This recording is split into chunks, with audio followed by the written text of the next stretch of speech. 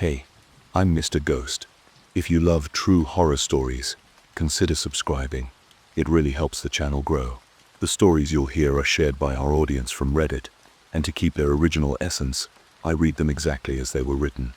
Before we begin, let me know in the comments, where in the world are you listening from?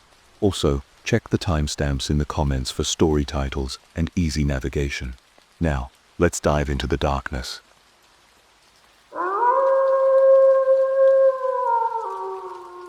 I found an old radio and a voice cried for help. I wish I'd never listened. My job is, or at least was, working for a low-budget storage company.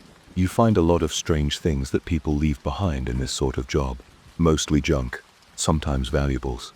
Occasionally my company, Tidy Storage, would do an auction for things people left behind, but mostly they would not bother.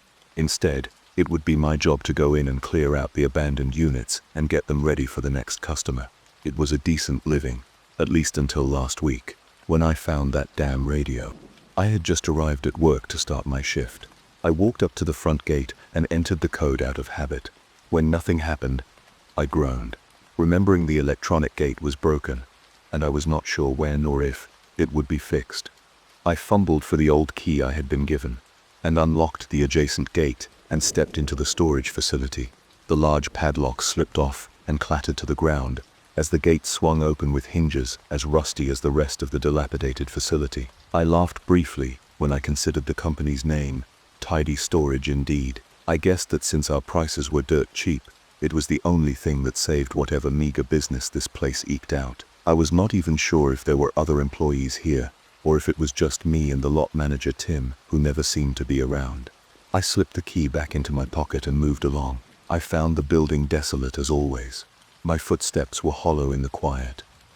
It was a world of peeling paint, faded numbers and bolts so old they flaked red onto the ground. As I walked along toward the unit I was looking for, my boots managed to find every crevice and fracture. The concrete was old and weary. Like many things in the rundown place, I wondered if it would ever be fixed. I kept a steady pace. My shift had just started, and I was in no rush. I did find myself wishing it had not been so quiet. The sound of isolation, the echo of nothing except my own footsteps, was disquieting. I was annoyed at myself for forgetting to charge my headphones, as I realized that the lonely ambiance would likely be my only companion that day, unless I happened upon an actual person. The small circuit I walked revealed more of the storage units. Rust bloomed like a disease, spreading from corners and hinges. The numbers, once bold and bright, now faded. Looking at the degradation, I was glad that I had a recent tetanus shot. I still could not believe people would be desperate enough to even use this place to store whatever junk they couldn't live without. I guess I couldn't say much. I had to work in this mess after all. When I had started working here, I had thought the solitude might be nice. Yet now I found myself bored and slightly lonesome. Nothing stirring except the cold wind outside and the thoughts in my head. I walked deeper into the facility, looking at a nearby unit. I was close. It was into the 100S, so I was almost to my destination. The rows of storage units stretched out in long corridors. Size was the one thing that this place did not skimp on, though it was tedious walking the grounds sometimes. The units stood shoulder to shoulder, monotonously watching me as I walked between them. Then, I came upon Unit 113. It had a note left by Tim. The lot manager indicated that this one was past the last notice for the owner to pay or clear out. Before we took possession, I managed to force upon the door, which was slightly stuck ever after unlocking it. Even in the gloom of the flickering overhead bulb, I could see how thoroughly someone had made a mess of the place. Debris littered the floor, papers lay torn or trampled, or water-warped into crisp waves. A pattern was drawn on the wall, likely some kind of graffiti. I rubbed a finger over it, and relaxed when I realized it was chalk and not paint, easier to clean up. The more I looked around, the clearer it became that I'd stumbled upon someone's obsession. Old books were stacked along the walls of the unit and falling out of crumbling boxes. The spines of the books bore weird titles and strange symbols that looked like something out of the occult. Their dusty fragrance coated the air, blending with the metallic tang of metal and wires strewn about like the aftermath of an explosion.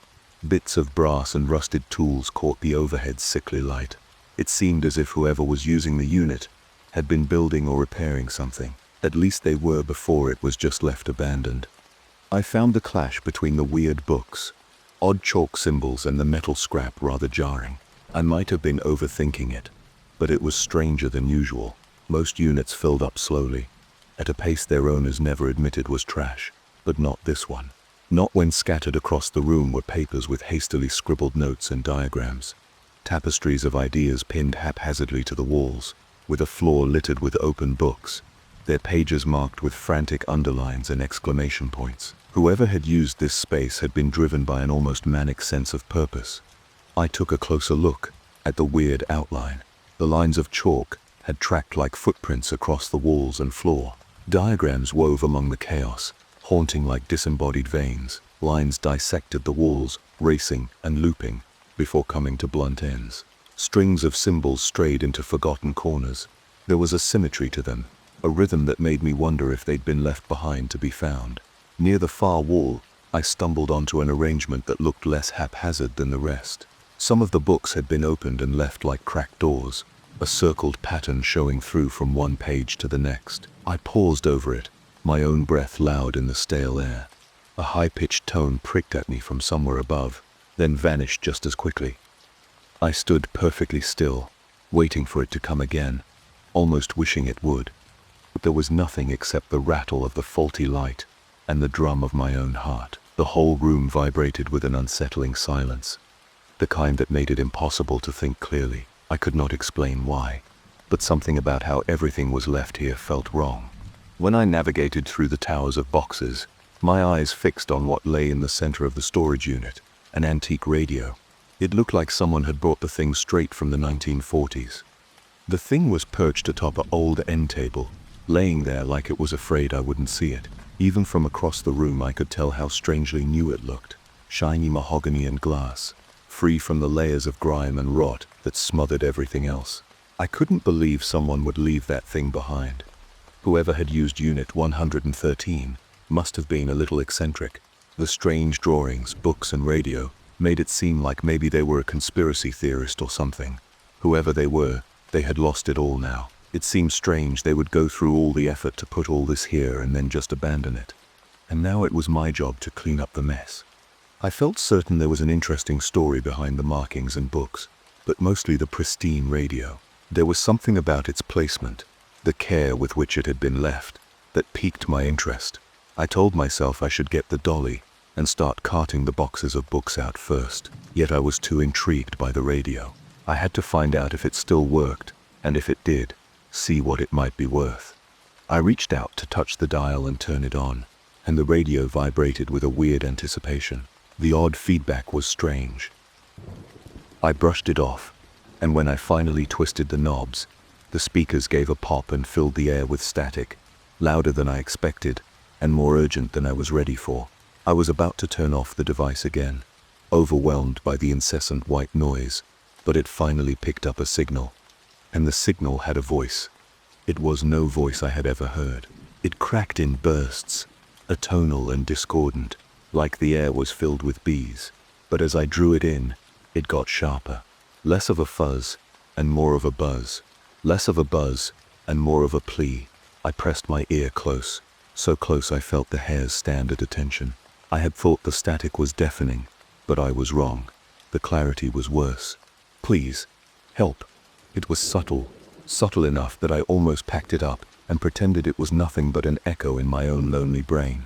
But the voice refused to die away. I thought it might be some sort of trick, maybe some secret recording device playing something back. The voice had a far-off quality to it, like it came from another time or place or dimension, warped and bent and heartbreaking. I was not sure why, but the more I listened, the more real it had sounded. I couldn't explain, except to say I knew the way a trapped animal knows a trap. It looped in on itself, an infinite reel of terror. Please, help me.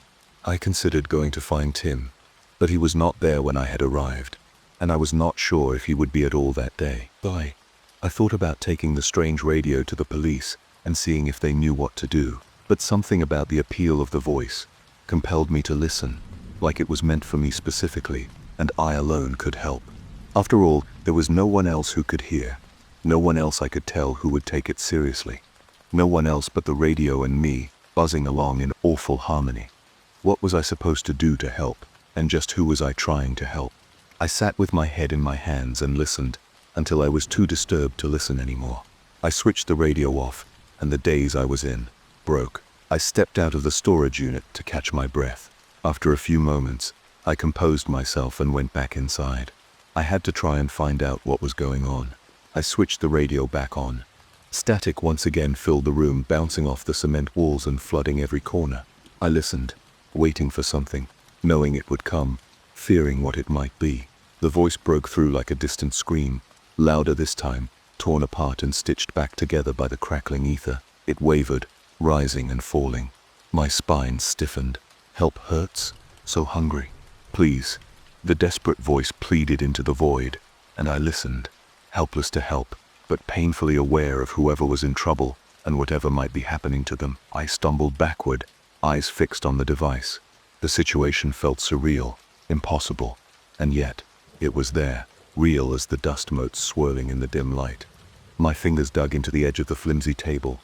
The radio rested on, holding on to the world that was spinning out from under me. I had to do something. I had to try to communicate with them. But how? I had an idea just then. I grabbed the radio, searching its face with trembling hands, tracing the outline of its dials and switches. I turned it over, frantic and desperate, until I saw the frayed wires and the small section that was responsible for communication. To my dismay, the transmitter was damaged. The cries for help continued, and I tried to think what I could do. There was something I thought that might work. I returned to the storage lot's main office. To my luck, I found what I was searching for, an old ham radio. It was an old thing, battered and stained with grease, a relic of another time. Its knobs worn smooth, its faceplate scratched with the history of years gone by. Though the radio itself would not turn on, the transmitter looked intact. So I set about my work. I needed to understand. I needed to help. I needed to know who was calling and where they were. My hands moved with a purpose I barely recognized. Setting up a workspace in the crowded storage unit, I had found a small toolbox, mostly used for repairs on the lot. I pried it open, rummaging through mismatched sockets and forgotten screwdrivers, pulling out the few items I needed to begin. Some other components like wire cutters were scavenged from Unit 113 itself, though most of the discarded bits in there were useless for my work. The work took a while. I was well versed in restoring electronics, but not with things that were quite this old, though an odd kind of peace descended, eerie and consuming, as I lost myself in the repair. The world outside faded, shrinking to just the size of the radio and the size of the task at hand. I stripped the old wires and replaced them, careful not to pull too hard, too fast. Time slipped by unnoticed, marked only by the flickering bulb and the soft thud of my heart. The sound from the radio was gone after turning it off to repair, yet the quiet felt worse, almost unbearably so. The absence of the voice drove me forward with an urgency I could not shake. I had to speak with them. I had to help. I finished the last connection, my hands stiff and sore, my mind a blur of tangled thoughts. The radio sat before me, repaired, at least as far as I could see. The cry for help lingered in my mind, the desperate plea refusing to fade. I hoped that my plan would work. Only one way to know for sure now. I turned it on. The blare of static came through immediately. The connection sounded bad and I almost shut it off again, thinking that I might have made it worse. Just as I was about to lose hope, the voice crept through, growing inside the noise, becoming human by slow degrees. Help, anyone. Please. The voice, the same desperate plea, reaching through layers of interference. It was a specter, thin and distorted, almost lost in the wall of static, but there, unmistakably there. The voice ebbed and flowed, swelling in strength only to break apart and dissolve into the relentless sea of sound. Help. It hurts me. I'm here. All gone. They left. They sounded desperate, and I had the means to try and help. Now, I picked up the newly repaired transmitter and attempted to respond. Hello. Who is there? How can I help? The static grew quieter somehow. A long pause made me consider if it had worked after all. Before I could try and repeat myself, I heard the voice again. The static finally lessened, revealing a voice that now seemed somehow clearer, more focused. It trembled with what I could only interpret as relief. You actually hear me. The voice sounded feminine now, though strained and thin, as if speaking required tremendous effort. Thank you, thought. No one ever find me. I leaned closer to the transmitter, my pulse quickening. Yes, I hear you. Where are you? Who are you? I don't know where I am anymore. The voice cracked, dissolving momentarily into static before returning, clearer than it had ever been before. It's dark. So dark. I've been trapped in this place for so long. I don't even know how long. How did you end up there? Where is it? Were you kidnapped? Let me know so I can send help. I asked, my voice barely above a whisper. The radio hissed and popped in response. No, I found something in the books. A doorway, a way through. Her words came faster now, more desperate. I thought I was so clever. I thought I'd discovered something no one else had, but it was waiting for me. What was waiting? Who are you? I pressed the transmitter harder, as if physical pressure could somehow strengthen our tenuous connection. My name is Rebecca. I rented this unit to study. It was the only place that was safe. The books, the symbols, they're all part of something bigger. The static swelled momentarily, drowning her words before receding again. There's a hunger here, in this place between places. It feeds on us, on essence. Help me. I'm fading. I looked around at the chalk markings with new understanding. They weren't random at all. They formed a pattern, a diagram, a door. How can I help you? What do I need to do? The urgency in my voice surprised even me. I could barely believe this was all happening. Yet the impossibility of the situation did little to dull my desire to help. The radio fell silent for so long, I thought I'd lost her. Then, softer than before, the ritual. You need to reverse it. The book with the red binding, on the far wall, page 43. My eyes scanned the chaos until I spotted it. A leather-bound volume, its spine the color of dried blood. I scrambled over boxes and debris, snatching it up with trembling hands. The book was heavier than I expected, its leather cover worn smooth in places, cracked and peeling in others. I flipped through the yellowed pages, each one covered in cramped handwriting and arcane diagrams that seemed to shift when I wasn't looking directly at them. Page 43 revealed a complex circular pattern, not unlike the chalk markings on the walls, but more intricate. Notes in faded ink crowded the margins, some crossed out, others underlined multiple times. I found it, I said, returning to the radio. But I don't understand what I'm looking at. The symbols need to be redrawn, backwards. Rebecca's voice was weaker now, fading in and out like a bad signal. The words, pronounce them, in reverse order. Hurry, I can feel it, coming closer. What's coming closer? The question escaped before I could stop it. A burst of static erupted from the radio, so loud I had to cover my ears. When it subsided, Rebecca's voice had changed. Lower, strangled, as if speaking through something thick. Please, help me. The hairs on my arms stood on end, and the air in the storage unit seemed to grow colder, heavier. I looked down at the book again, studying the symbols. They seemed familiar somehow, though I knew I'd never seen them before. My fingers traced the outline of the central figure, a twisted, inhuman shape, with too many limbs and eyes that seemed to follow my gaze across the page. A cold sweat broke out across my forehead. Was this poor girl stuck in there with that thing? My gaze darted to the chalk markings on the wall, seeing them with new clarity. I moved to the wall and hurriedly wiped away the old marking and replaced them with inversions of the previous patterns. I moved as fast as I could, spurred on by the anguished sounds of Rebecca on the radio. Something terrible was coming for her, and I had to get her out of there. The chalk dust clung to my sweaty fingers as I worked, each symbol requiring painstaking care to invert properly. My heart hammered against my ribs, and I found myself glancing over my shoulder at shadows that seemed to shift when I wasn't looking directly at them. The final symbol took shape under my trembling hand, a twisted glyph that resembled an eye with tendrils spiraling outward. Almost done, I called to the radio, my voice cracking with tension. Just one more line. The words from the book felt strange in my mouth as I pronounced them backward, each syllable slippery and wrong, like something that wasn't meant to be spoken by human tongues. The air in the storage unit grew dense, charged with an electricity that made my skin prickle and the hairs on my arms stand on end. As I completed the final reversed symbol, the radio erupted with a sound that wasn't static. It was something deeper, more primal. A scream that morphed into a roar, followed by Rebecca's voice, suddenly crystal clear and urgent. "It's working," she cried. "I can see light. I can feel myself coming back. Please, don't stop now.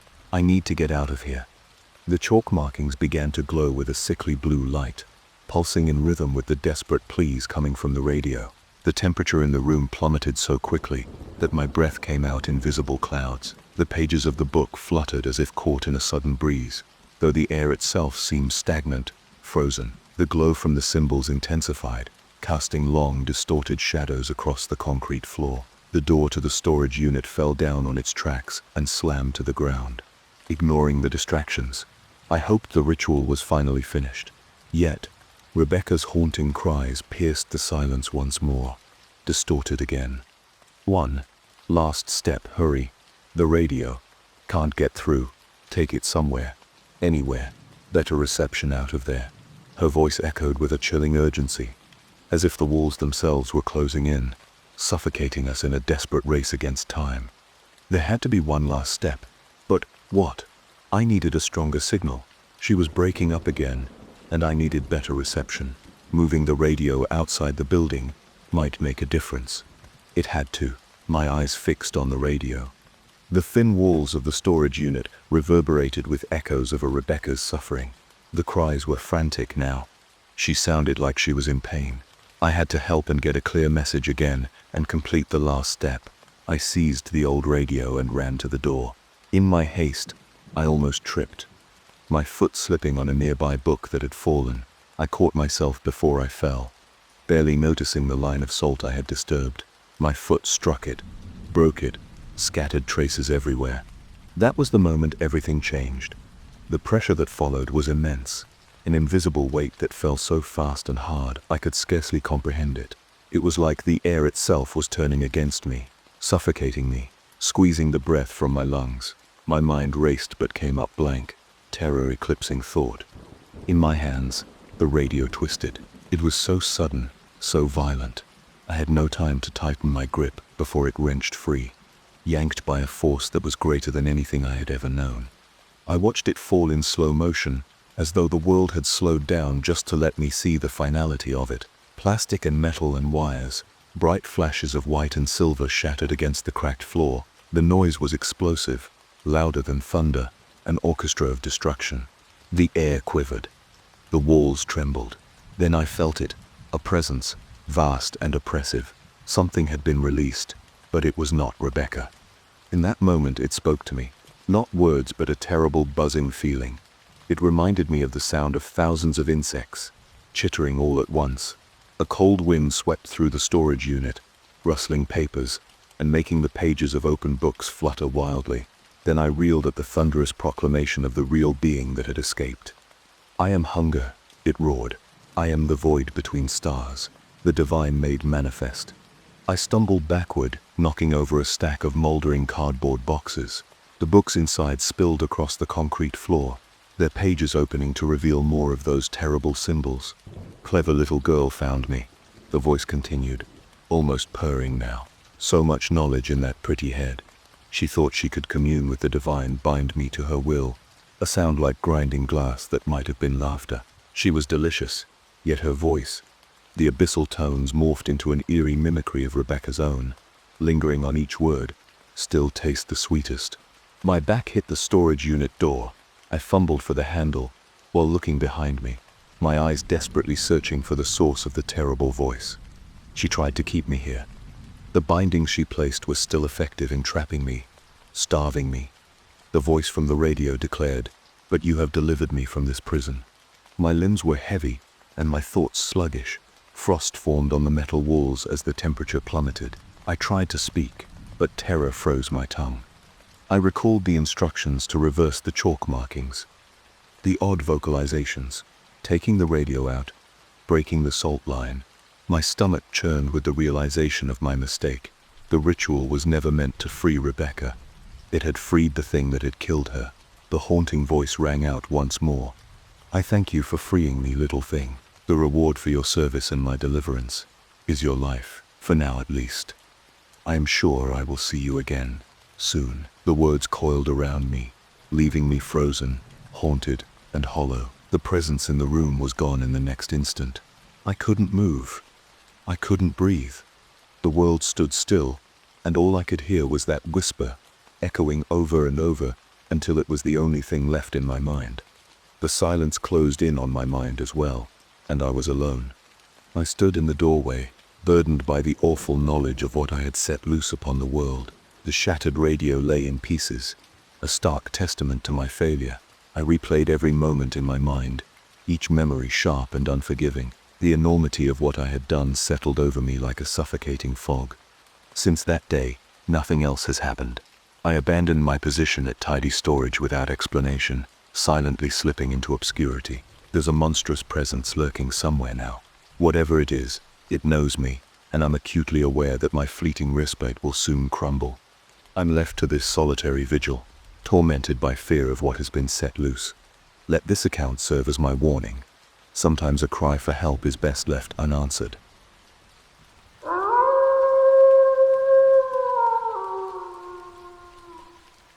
I was an English teacher in Vietnam. I will never step foot inside a jungle again. My name is Sarah Branch. A few years ago, when I was 24 years old, I had left my home state of Utah and moved abroad to work as an English language teacher in Vietnam. Having just graduated BYU and earning my degree in teaching, I suddenly realized I needed so much more from my life. I always wanted to travel, embrace other cultures, and most of all, have memorable and life-changing experiences. Feeling trapped in my normal everyday life, outside of Salt Lake City, where winters are cold and summers always far away, I decided I was no longer going to live the life that others had chosen for me, and instead choose my own path in life, a life of fulfillment and little regrets. Already attaining my degree in teaching, I realized if I gained a further ESL certification, teaching English as a second language, I could finally achieve my lifelong dream of traveling the world to faraway and exotic places, all the while working for a reasonable income. There were so many places I dreamed of going. Maybe somewhere in South America or Far East Asia. As long as the weather was warm and there were beautiful beaches for me to soak up the sun, I honestly did not mind.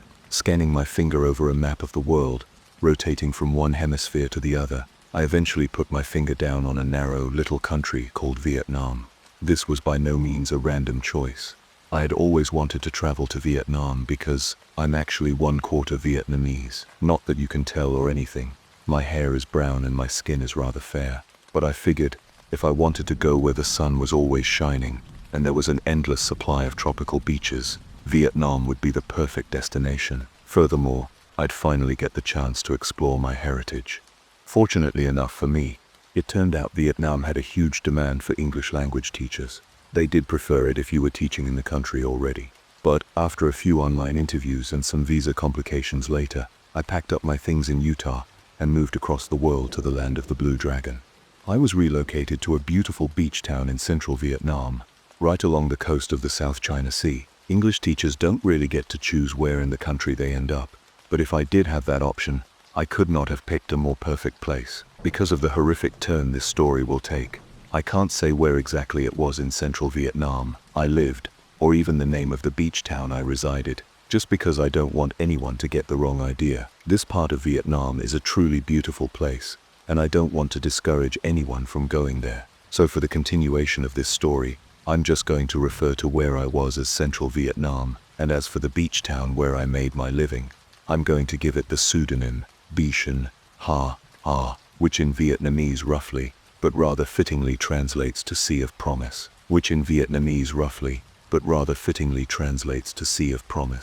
Boi Sun Ha Hien truly was the most perfect destination.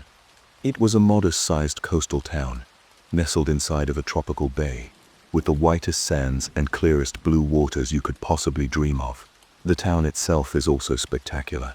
Most of the houses and buildings are painted a vibrant sunny yellow, not only to look more inviting to tourists, but so to reflect the sun during the hottest months. For this reason, I originally wanted to give the town the nickname Trian Malvang Yellow Town, but I quickly realized how insensitive that pseudonym would have been, so Sea of Promise it is, alongside its bright sunny buildings. Bushan Husha, Husha, Husha, Husha, Husha is a forced, stunning Oriental and French colonial architecture, interspersed with many quality restaurants and coffee shops. The local cuisine is to die for. Not only is it healthy and delicious, but it's also surprisingly cheap, like we're only talking 90 cents. You wouldn't believe how many different flavors of coffee Vietnam has. I mean, I went a whole 24 years without even trying coffee, and since I've been here, I must have tried around 24 flavors. Another whimsy little aspect of this town is the many multicolored little plastic chairs that are dispersed everywhere. So whether it was dining on the local cuisine or trying my 22nd flavor of coffee, I would always find one of these chairs, a different color every time, sit down in the shade and just watch the world go by. I haven't even mentioned how much I loved my teaching job. My classes were the most adorable 7 and 8-year-olds, and my colleagues were so nice and welcoming. They never called me by my first name. Instead, my colleagues would always say Chow Em or Chow Em Guy, which basically means hello little sister. When I wasn't teaching or grading papers, I spent most of my leisure time by the town's beach, and being the boring vanilla person I am, I didn't really do much. Feeling the sun upon my skin while I observed the breathtaking scenery was more than enough. Either that or I was curled up in a good book. I was never the only foreigner on this beach. Bain Hashaha is a popular tourist destination, mostly Western backpackers and surfers. So, if I wasn't turning pink beneath the sun, or memorizing every little detail of the bay's geography, I would enviously spectate fellow travelers ride the waves. As much as I love Vietnam, as much as I love Baishan Hasha Hashan, what really spoils this place from being the perfect paradise is all the garbage pollution. I mean, it's just everywhere. There is garbage in the town, on the beach, and even in the ocean. And if it isn't the garbage that spoils everything, it certainly is all the rats, cockroaches and other vermin brought with it. Baishan Hasha Hashan is such a unique place, and it honestly makes me so mad that no one does anything about it. Nevertheless, I still love it here. It will always be a paradise to me. And if America was the promised land for Leahy and his descendants, then this was going to be my promised land. I had now been living in Baishan Hasha and for 4 months, and although I had only 3 months left in my teaching contract, I still planned on staying in Vietnam, even if that meant leaving this region I'd fallen in love with and relocating to another part of the country. Since I was going to stay, I decided I really needed to learn Vietnamese, as you'd be surprised how few people there are in Vietnam who can speak any to no English. Although most English teachers in Southeast Asia use their leisure time to travel, I rather boringly decided to spend most of my days at the same beach, sat amongst the sand while I studied and practiced what would hopefully become my second language. On one of those days, I must have been completely occupied in my own world, because when I look up, I suddenly see someone standing over, talking down to me.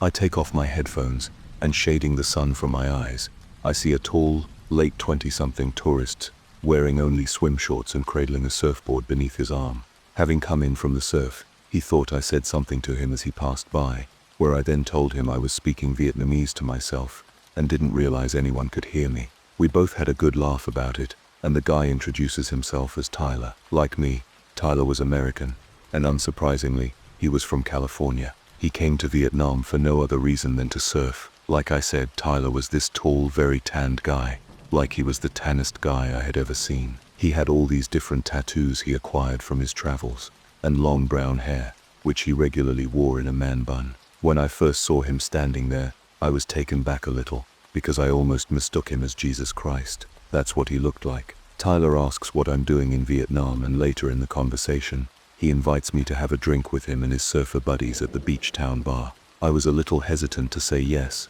only because I don't really drink alcohol, but Tyler seemed like a nice guy, and so I agreed. Later that day, I meet Tyler at the bar, and he introduces me to his 3 surfer friends. The first of Tyler's friends was Chris, who he knew from back home.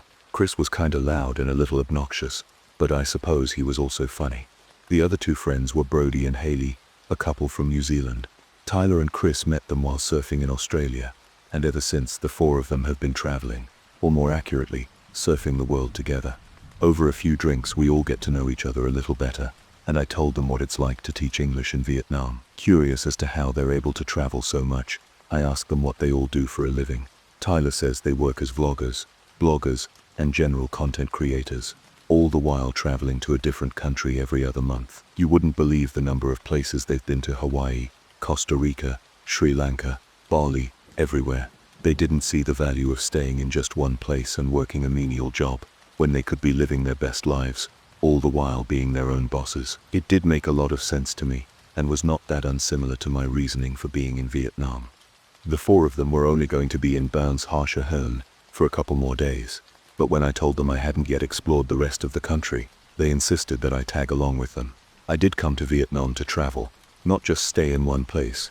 The only problem was I didn't have anyone to do it with, but I guess now I did. They even invited me to go surfing with them the next day. Having never surfed a day in my life, I very nearly declined the offer, but coming all this way from cold and boring Utah, I knew I had to embrace new and exciting opportunities whenever they arrived.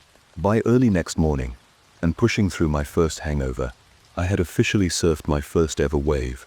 I was a little afraid I'd embarrass myself, especially in front of Tyler, but after a few trials and errors, I thankfully gained the hang of it. Even though I was a newbie at surfing, I could not have been that bad, because as soon as I surfed my first successful wave, Chris would not stop calling me Johnny Utah. Not that I knew what that meant. If I wasn't embarrassing myself on a board, I definitely was in my ignorance of the guy's casual movie quotes. For instance, whenever someone yelled out "Charlie, don't surf," all I could think was, who the heck is Charlie? By that afternoon we were all back at the bar and I got to spend some girl time with Haley. She was so kind to me, and seemed to take a genuine interest in my life. Or maybe she was just grateful not to be the only girl in the group anymore. She did tell me she thought Chris was extremely annoying, no matter where they were in the world, and even though Brody was the quiet, sensible type for the most part, she hated how he acted when he was around the guys. 5 beers later and Brody was suddenly on his feet, doing some kind of native New Zealand war dance while Chris or Tyler vlogged. Although I was having such a wonderful time with the four of them, anticipating all the places in Vietnam Haley said we were going, in the corner of my eye, I kept seeing the same strange man staring over at us. I thought maybe we were being too loud and he wanted to say something, but the man was instead looking at all of us with intrigue. Well, 10 minutes later, this very same man comes up to us with 3 strangers behind him. Very casually, he asks if we're all having a good time. We kind of awkwardly oblige the man. A fellow traveler like us, who although was probably in his early 30s, looked more like a middle-aged dad on vacation, in an overly large Hawaiian shirt as though to hide his stomach, and looking down at us through a pair of Brainiac glasses. The strangers behind him were 2 other men and a young woman. One of the men was extremely hairy, with a beard almost as long as his own hair, while the other was very cleanly presented, short in height and holding a notepad. The young woman with them, who was not much older than myself, had a cool combination of dyed maroon hair and sleeve tattoos, although rather oddly, she was wearing way too much clothing for this climate. After some brief pleasantries, the man in the Hawaiian shirt then says, "I'm sorry to bother you folks, but I was wondering if we could ask you a few questions." Introducing himself as Aaron, the man tells us that he and his friends are documentary filmmakers and were wanting to know what we knew of the local disappearances, clueless as to what he was talking about. Aaron then sits down, without invitation, at our rather small table, and starts explaining to us that for the past 30 years, tourists in the area have been mysteriously going missing without a trace. First time they were hearing of this, Tyler tells Aaron they have only been in Bishon Hushan for a couple of days. Since I was the one who lived and worked in the town, Haley asks me if I knew anything of the missing tourists, and when she does, Aaron turns his full attention on me, answering his many questions. I told Aaron I only heard in passing that tourists have allegedly gone missing, but wasn't sure what to make of it. But while I'm telling him this, I notice the short guy behind him is writing everything I say down, word for word, before Aaron then asks me, with desperation in his voice, "Well, have you at least heard of the local legends?" Suddenly gaining an interest in what Aaron's telling us, Tyler, Chris and Brody drunkenly inquire, "Sell legends? What local legends, Stub?" Taking another sip from his light beer, Aaron tells us that according to these legends, there are creatures lurking deep within the jungles and cave systems of the region, and for centuries, local farmers or fishermen have only seen glimpses of them, feeling as though we're being told a scary bedtime story. Chris rather excitedly asks, "Well, what do these creatures look like?" Aaron says the legends abbreviate, and there are many claims to their appearance, but that they're always described as being humanoid. Whatever these creatures were, paranormal communities and investigators have linked these legends to the disappearances of the tourists. All five of us realized just how silly this all sounded, which Brody highlighted by saying, "Fee, you don't actually believe that shite, do you? Do you?" B. Without saying either yes or no, Aaron smirks at us, before revealing there are actually similar legends and sightings all around central Vietnam, even by American soldiers as far back as the Vietnam War. "You really don't know about the cryptids of the Vietnam War?" Aaron asks us, as though surprised we didn't. Further educating us on this whole mystery, Aaron claims that during the war several platoons and individual soldiers who were deployed in the jungles came in contact with more than one type of creature. You never heard of the rock apes? The devil creatures of Quang Binh? The big yellows? Septon. If you were like us, and never heard of these creatures either, apparently what the American soldiers encountered in the jungles was a group of small Bigfoot-like creatures that liked to throw rocks and some sort of lizard people that glowed a luminous yellow and lived deep within the cave systems. Feeling somewhat ridiculous just listening to this, Tyler rather mockingly comments, "Forger. So, you stir saying you believe the reason for all the tourists going missing is because of Vietnamese Bigfoot and lizard people." Sturv. Aaron and his friends must have received this ridicule a lot, because rather than being insulted, they looked somewhat amused. "Well, that's why we're here," he says. "We're paranormal investigators and filmmakers, and as far as we know, no one has tried to solve the mystery of the Vietnam Triangle. We're in Boyo and Hasha, Honche, to interview locals on what they know of the disappearances, and we'll follow any leads from there." Although I thought this all to be a little kooky, I tried to show a little respect and interest in what these guys did for a living. But not Tyler, Chris, or Brody. They were clearly trying to have fun at Aaron's expense. "So, what did the locals say? Is there a Vietnamese Loch Ness monster we haven't heard of?" So, like I said, Aaron was well acquainted with this kind of ridicule, because rather spontaneously he replies, "Glad you asked," before gulping down the rest of his low-carb beer. According to a group of fishermen we interviewed yesterday, there's an unmapped trail that runs through the nearby jungles. Apparently, no one knows where this trail leads to.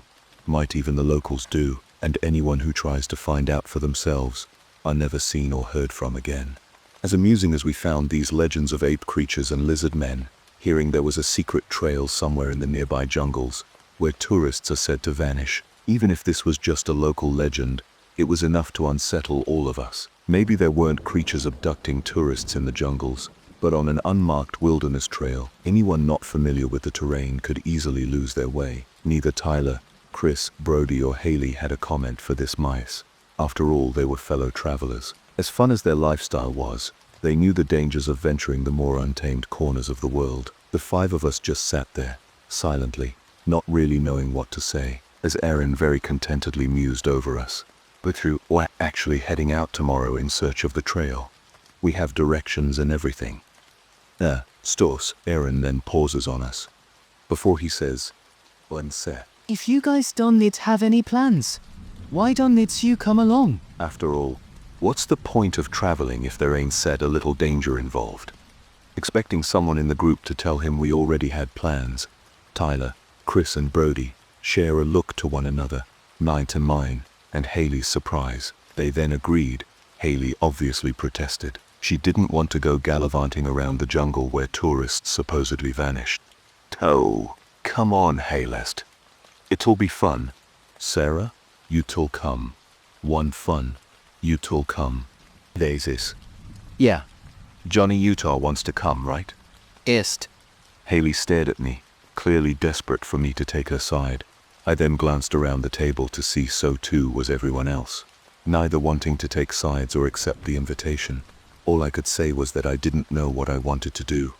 Although Haley and the guys were divided on whether or not to accompany Aaron's expedition, it was ultimately left to a majority vote, and being too sheepish to protest, it now appeared our plans of traveling the country had changed to exploring the jungles of central Vietnam.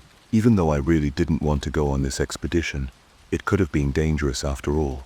I then reminded myself why I came to Vietnam in the first place, to have memorable and life-changing experiences, and I wasn't going to have any of that if I just said no when the opportunity arrived. Besides, tourists may well have gone missing in the region, but the supposed legends of jungle-dwelling creatures were probably nothing more than just stories. I spent my whole life believing in stories that turned out not to be true, and I wasn't going to let that continue now.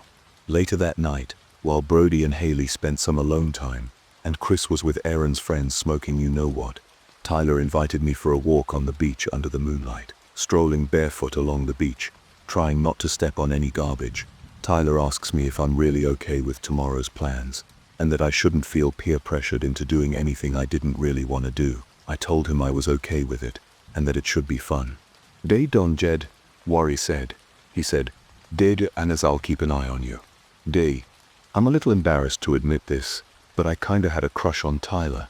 He was tall, handsome, and adventurous. If anything, he was the sort of person I wanted to be, traveling the world and meeting all kinds of people from all kinds of places. I was a little worried he'd find me boring. It's a small city girl, whose only other travel story was a premature mission to Florida. Well, soon enough, I was going to have a whole new travel story. This travel story. We get up early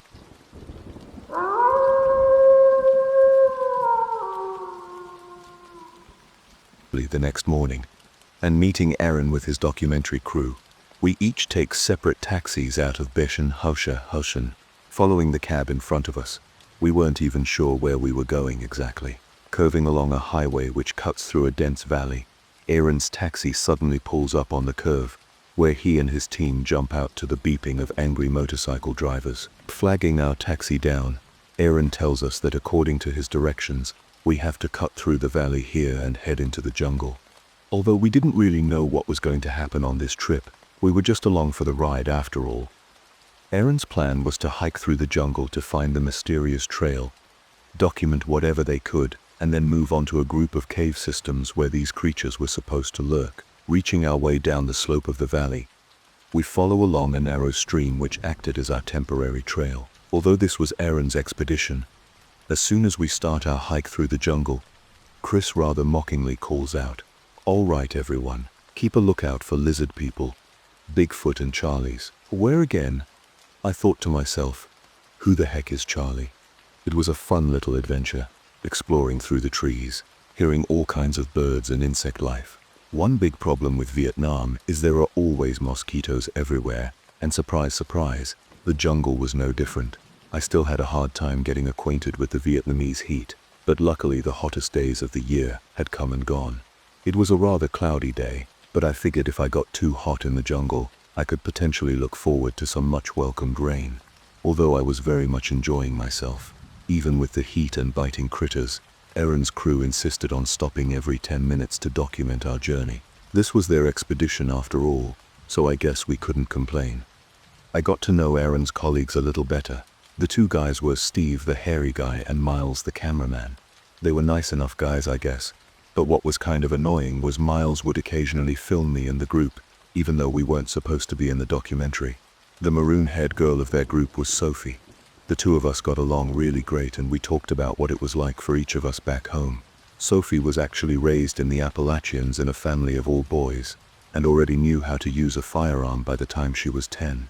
Even though we were completely different people, I really cared for her, because like me, she clearly didn't have the easiest of upbringings, as I noticed under her tattoos were a number of scars. A creepy little quirk she had was whenever we heard an unusual noise, she would rather casually say the same thing. If you see something, no you didn't. If you hear something, no you didn't. We had been hiking through the jungle for a few hours now, and there was still no sign of the mysterious trail. Aaron did say all we needed to do was continue heading northwest, and we would eventually stumble upon it. But it was by now that our group were beginning to complain, as it appeared we were making our way through just a regular jungle that wasn't even unique enough to be put on a tourist map. What were we doing here? Why weren't we on our way to Hue City or Ha Long Bay? These were the questions our group were beginning to ask, and although I didn't say it out loud, it was now what I was asking. But as it turned out, we were wrong to complain so quickly, because less than an hour later, ready to give up and turn around, We finally discovered something. In the middle of the jungle, cutting through a dispersal of sparse trees, was a very thin and narrow outline of sorts. It was some kind of pathway, a trail. We had found it. Covered in thick vegetation, our group had almost walked completely by it. And if it wasn't for Haley stopping to tie her shoelaces, we may still have been searching. Clearly no one had walked this pathway for a very long time. And for what reason, we did not know, but we did it. We had found the trail, and all we needed to do now was follow wherever it led us.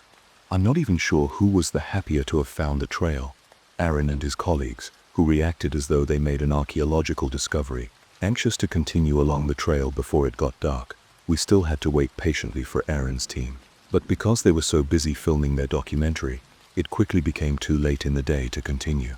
The sun in Vietnam usually sets around 6 p.m., but in the interior of the forest, it sets a lot sooner.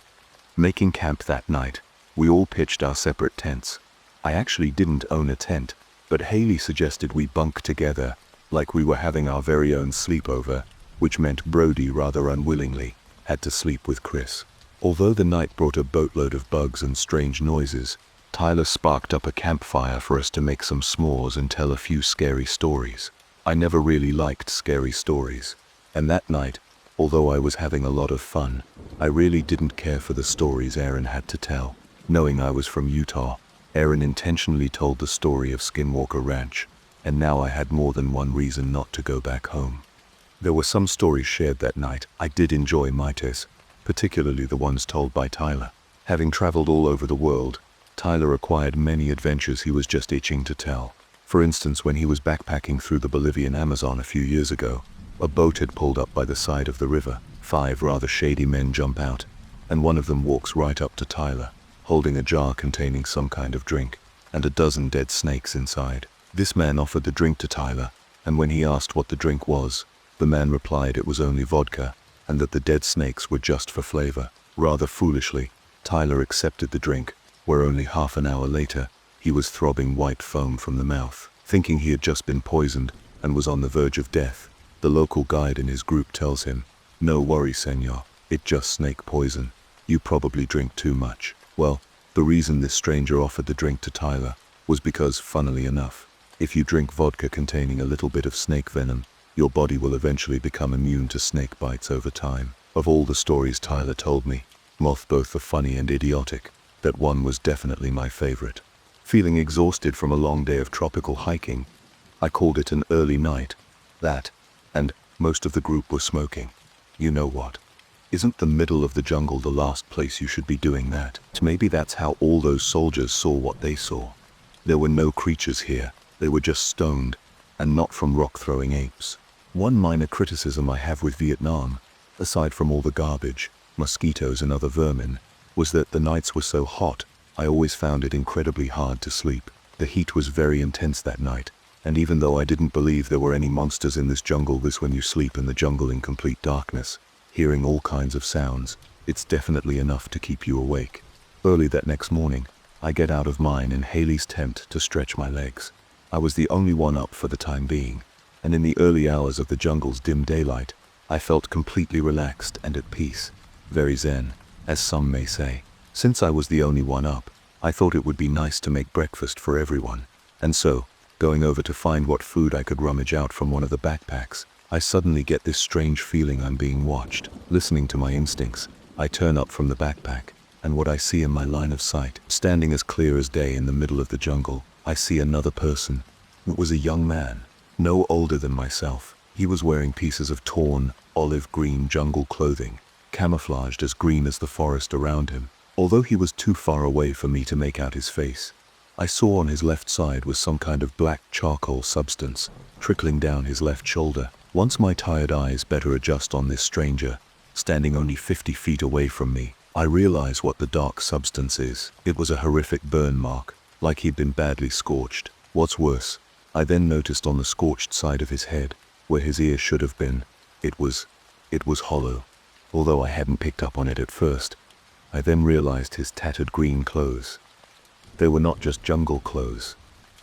The clothes he was wearing, it was the same color of green American soldiers wore in Vietnam, all the way back in the 60s. Telling myself I must be seeing things, I try and snap myself out of it. I rub my eyes extremely hard, and I even look away and back at him, assuming he would just disappear. But there he still was, staring at me, and not knowing what to do, or even what to say. I just continue to stare back at him. Before he says to me, words I will never forget, the young man says to me, in clear audible words, "It's so careful, miss. Charlie's everywhere." Only seconds after he said these words to me, in the blink of an eye, almost as soon as he appeared, the young man was gone. What just happened? What just happened? What just did I hallucinate? Was I just dreaming? There was no possible way I could have seen what I saw. He was like a ghost. Once it happened, I remember feeling completely numb all over my body. I couldn't feel my legs or the ends of my fingers. I felt like I wanted to cry, but not because I was scared, but because I suddenly felt sad, and I didn't really know why. For the last few years, I learned not to believe something unless you see it with your own eyes. But I didn't even know what it was. I saw, although my first instinct was to tell someone. Once the others were out of their tents, I chose to keep what happened to myself. I just didn't want to face the ridicule, for the others to look at me like I was insane. I didn't even tell Aaron or Sophie, and they believed every fairy tale under the sun. But I think everyone knew something was up with me. I mean, I was shaking. I couldn't even finish my breakfast. Haley said I looked extremely pale and wondered if I was sick, although I was in good health. Physically anyway, Haley and the others were worried.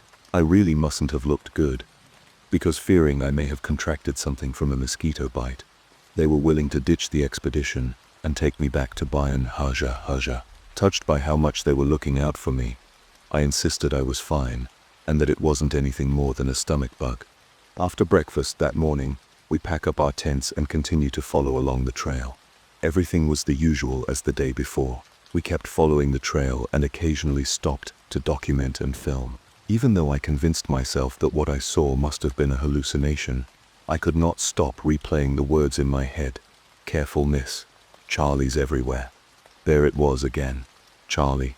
Who is Charlie? Feeling like I needed to know, I asked Chris what he meant by "keep a lookout for Charlie." Chris said in the Vietnam War movies he'd watched, that's what the American soldiers always called the enemy. What if I wasn't hallucinating after all? Maybe what I saw really was a ghost. The ghost of an American soldier who died in the war, and believing the enemy was still lurking in the jungle somewhere. He was trying to warn me, but what if he wasn't? What if tourists really were vanishing here, and there was some truth to the legends? What if it wasn't Charlie the young man was warning me of? Maybe what he meant by Charlie was something entirely different. Even as I contemplated all this, there was still a part of me that chose not to believe it, that somehow the jungle was playing tricks on me. I had always been a superstitious person. That's what happens when you grow up in the church. But why was it so hard for me to believe I saw a ghost? I finally had evidence of the supernatural right in front of me, and I was choosing not to believe it. What was it Sophie said? If you see something, no you didn't. If you hear something, no you didn't. Even so, the event that morning was still enough to spook me. Spook me enough that I was willing to heed the figment of my imagination's warning. Keeping in mind that tourists may well have gone missing here, I made sure to stay directly on the trail at all times, as though if I wandered out into the forest, I would be taken in an instant. What didn't help with this anxiety was that Tyler, Chris, and Brody, quickly becoming bored of all the stopping and starting, suddenly pull out a football and start throwing it around amongst the jungle, zigzagging through the trees as though the trees were linebackers. They ask me and Haley to play with them. Us, with the words of caution, given to me that morning still fresh in my mind. I politely declined the offer and remained firmly on the trail, although I still wasn't over what happened, constantly replaying the words like a broken record in my head. Thankfully, it seemed as though for the rest of the day, nothing remotely as exciting was going to happen. But unfortunately, or more tragically, something did. By mid-afternoon we had made progress further along the trail. The heat during the day was intense, but luckily by now, the skies above had blessed us with momentous rain. Seeping through the trees, we were spared from being soaked, and instead given a light shower to keep us cool. Yet again, Aaron and his crew stopped to film, and while they did, Tyler brought out the very same football, and the three guys were back to playing their games. I cannot tell you how many times someone hurled the ball through the forest, only to hit a tree linebacker. whereafter they had to go forage for the it amongst the tropic floor. Now finding a clearing off trail in which to play, Chris runs far ahead in anticipation of receiving the ball. I can still remember him shouting, "Brody, hit me up, hit me." Brody hurls the ball long and hard in Chris's direction, and facing the ball, all the while running further along the clearing. Chris stretches, catches the ball, and he just vanishes. 1 minute he was there, then the other, he was gone. Tyler and Brody call out to him, but Chris doesn't answer. Me and Haley leave the trail towards them to see what's happened, when suddenly we hear Tyler scream. Chris, the sound of that initial scream still haunts me. Neas, because when we catch up to Brody and Tyler, standing over something down in the clearing, we realize what has happened. What Tyler and Brody were standing over was a hole, a 6 feet deep hole in the ground. And in that hole was Chris. But we didn't just find Chris trapped inside of the hole, because it wasn't just a hole. It wasn't just a trap. It was a death trap. Chris was dead. In the hole with him was what had to be at least a dozen long and sharp, rust-eaten metal spikes. We didn't even know if he was still alive at first, because he had landed face down on the spikes. They were protruding from different parts of him. One had gone straight through his wrist, another out of his leg, and one straight through the right of his ribcage. Honestly, Chris looked like he was crucified face down. Once the initial shock had worn off, Tyler and Brody climbed very quickly but carefully down into the hole, trying to push their way through the metal spikes that repelled them from getting to Chris. But by the time they do, it didn't take long for them or us to realize Chris wasn't breathing. One of the spikes had gone through his throat. For as long as I live, I will never be able to forget that image of looking down into the hole and seeing Chris's lifeless, impaled body just lying there on top of those spikes. It looked like someone had toppled over an idol of our Lord and Savior Jesus Christ when he was on the cross. What made this whole situation far worse was that when Aaron, Sophie, Steve, and Miles catch up to us, instead of being grieved or even shocked, Miles leans over the trap hole and instantly begins to film. Tyler and Brody, upon seeing this, were furious. Carelessly clawing their way out the hole, they yell and scream after him. "Always change, eh? What the hell do you think you're doing? Tip at the fucking camera away." That's our friend, climbing back onto the surface. Tyler and Brody try to grab Miles's camera from him, and when he wouldn't let go, Tyler aggressively rips it from his hands. Coming to Miles's aid, Aaron shouts back at them, "Leave him alone. This is a documentary." Without even a second thought, Brody hits Aaron square in the face, breaking his glasses and knocking him down. Even though we were both still in extreme shock, hyperventilating over what just happened minutes earlier, me and Haley try our best to keep the peace, Haley dragging Brody away, while I basically throw myself in front of Tyler. Once all of the commotion had died down, Tyler announces to everyone, "That's it, we're getting out of here." And by we, he meant the four of us. Grabbing me protectively by the arm, Tyler pulls me away with him, while Brody takes Haley, and we all head back towards the trail in the direction we came, thinking I would never see Sophie or the others again. I then hear behind us, "If you insist on going back, just watch out for mines." "Oh son, mines." Stopping in our tracks, Brody and Tyler turn to ask what the heck Aaron is talking about. Well, 16% of Vietnam is still contaminated by landmines and other explosives, 600,000 at least. They could literally be anywhere. Even with a potentially broken nose, Aaron could not help himself when it came to educating and patronizing others. "But sir, and you are only telling us this now?" "Sut," said Tyler. "Sir, we stir in the middle of the fucking jungle. Why the hell didn't let you say something before?" "Sut. Would you have come with us if we did? Besides, who comes to Vietnam and doesn't sit fact-check all the dangers? I thought you were travelers." It goes without saying, but we headed back without them. For Tyler, Brody, and even Haley, their feeling was, if those four maniacs wanted to keep risking their lives for a stupid documentary, they could. We were getting out of here, and once we did, we would go straight to the authorities, so they could find and retrieve Chris's body. We had to leave him there. We had to leave him inside the trap, but we made sure he was fully covered, and no scavengers could get to him. Once we did that, we were out of there. As much as we regretted this whole journey, we knew the worst of everything was probably behind us, and that we couldn't take any responsibility for anything that happened to Aaron's team, but I regret not asking Sophie to come with us, not making her come with us. Sophie was a good person. She didn't deserve to be caught up in all of this. None of us did. Hurriedly making our way back along the trail, I couldn't help but put the pieces together. In the same day, an apparition warned me of the jungle's surrounding dangers. Chris tragically and unexpectedly fell to his death. Is that what the soldier's ghost was trying to tell me? Is that what he meant by Charlie?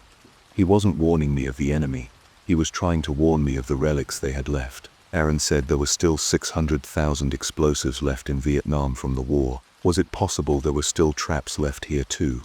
I didn't know. But what I did know was, although I chose to not believe what I saw that morning, that it was just a hallucination, I still heeded the apparition's warning, never once straying off the trail, and it more than likely saved my life. Then I remembered why we came here. We came here to find what happened to the missing tourists. Did they meet the same fate as Chris? Is that what really happened?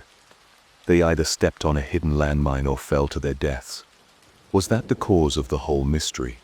The following day, we finally made our way out of the jungle and back to Bishan Harshan. We told the authorities what happened, and a full search and rescue was undertaken to find Aaron's team. A bomb disposal unit was also sent out to find any further traps or explosives. Although they did find at least a dozen landmines and one further trap, what they didn't find was any evidence whatsoever for the missing tourists. No bodies, no clothing or any other personal items. As far as they were concerned, we were the first people to trek through that jungle for a very long time. But there's something else. The rescue team who went out to save Aaron, Sophie, Steve and Miles from an awful fate. They never found them. They never found anything. Whatever the Vietnam Triangle was, it had claimed them. To this day, I still can't help but feel an overwhelming guilt that we safely found our way out of there, and they never did. I don't know what happened to the missing tourists. I don't know what happened to Sophie, Aaron and the others, and I don't know if there really are creatures lurking deep within the jungles of Vietnam. And although I was left traumatized, forever haunted by the experience, whatever it was I saw in that jungle, I choose to believe it saved my life, and for that reason, I have fully renewed my faith. To this day, I'm still teaching English as a second language. I'm still traveling the world, making my way through one continent before moving on to the next. But for as long as I live, I will forever keep this testimony. Never again will I ever step inside of a jungle. Never again.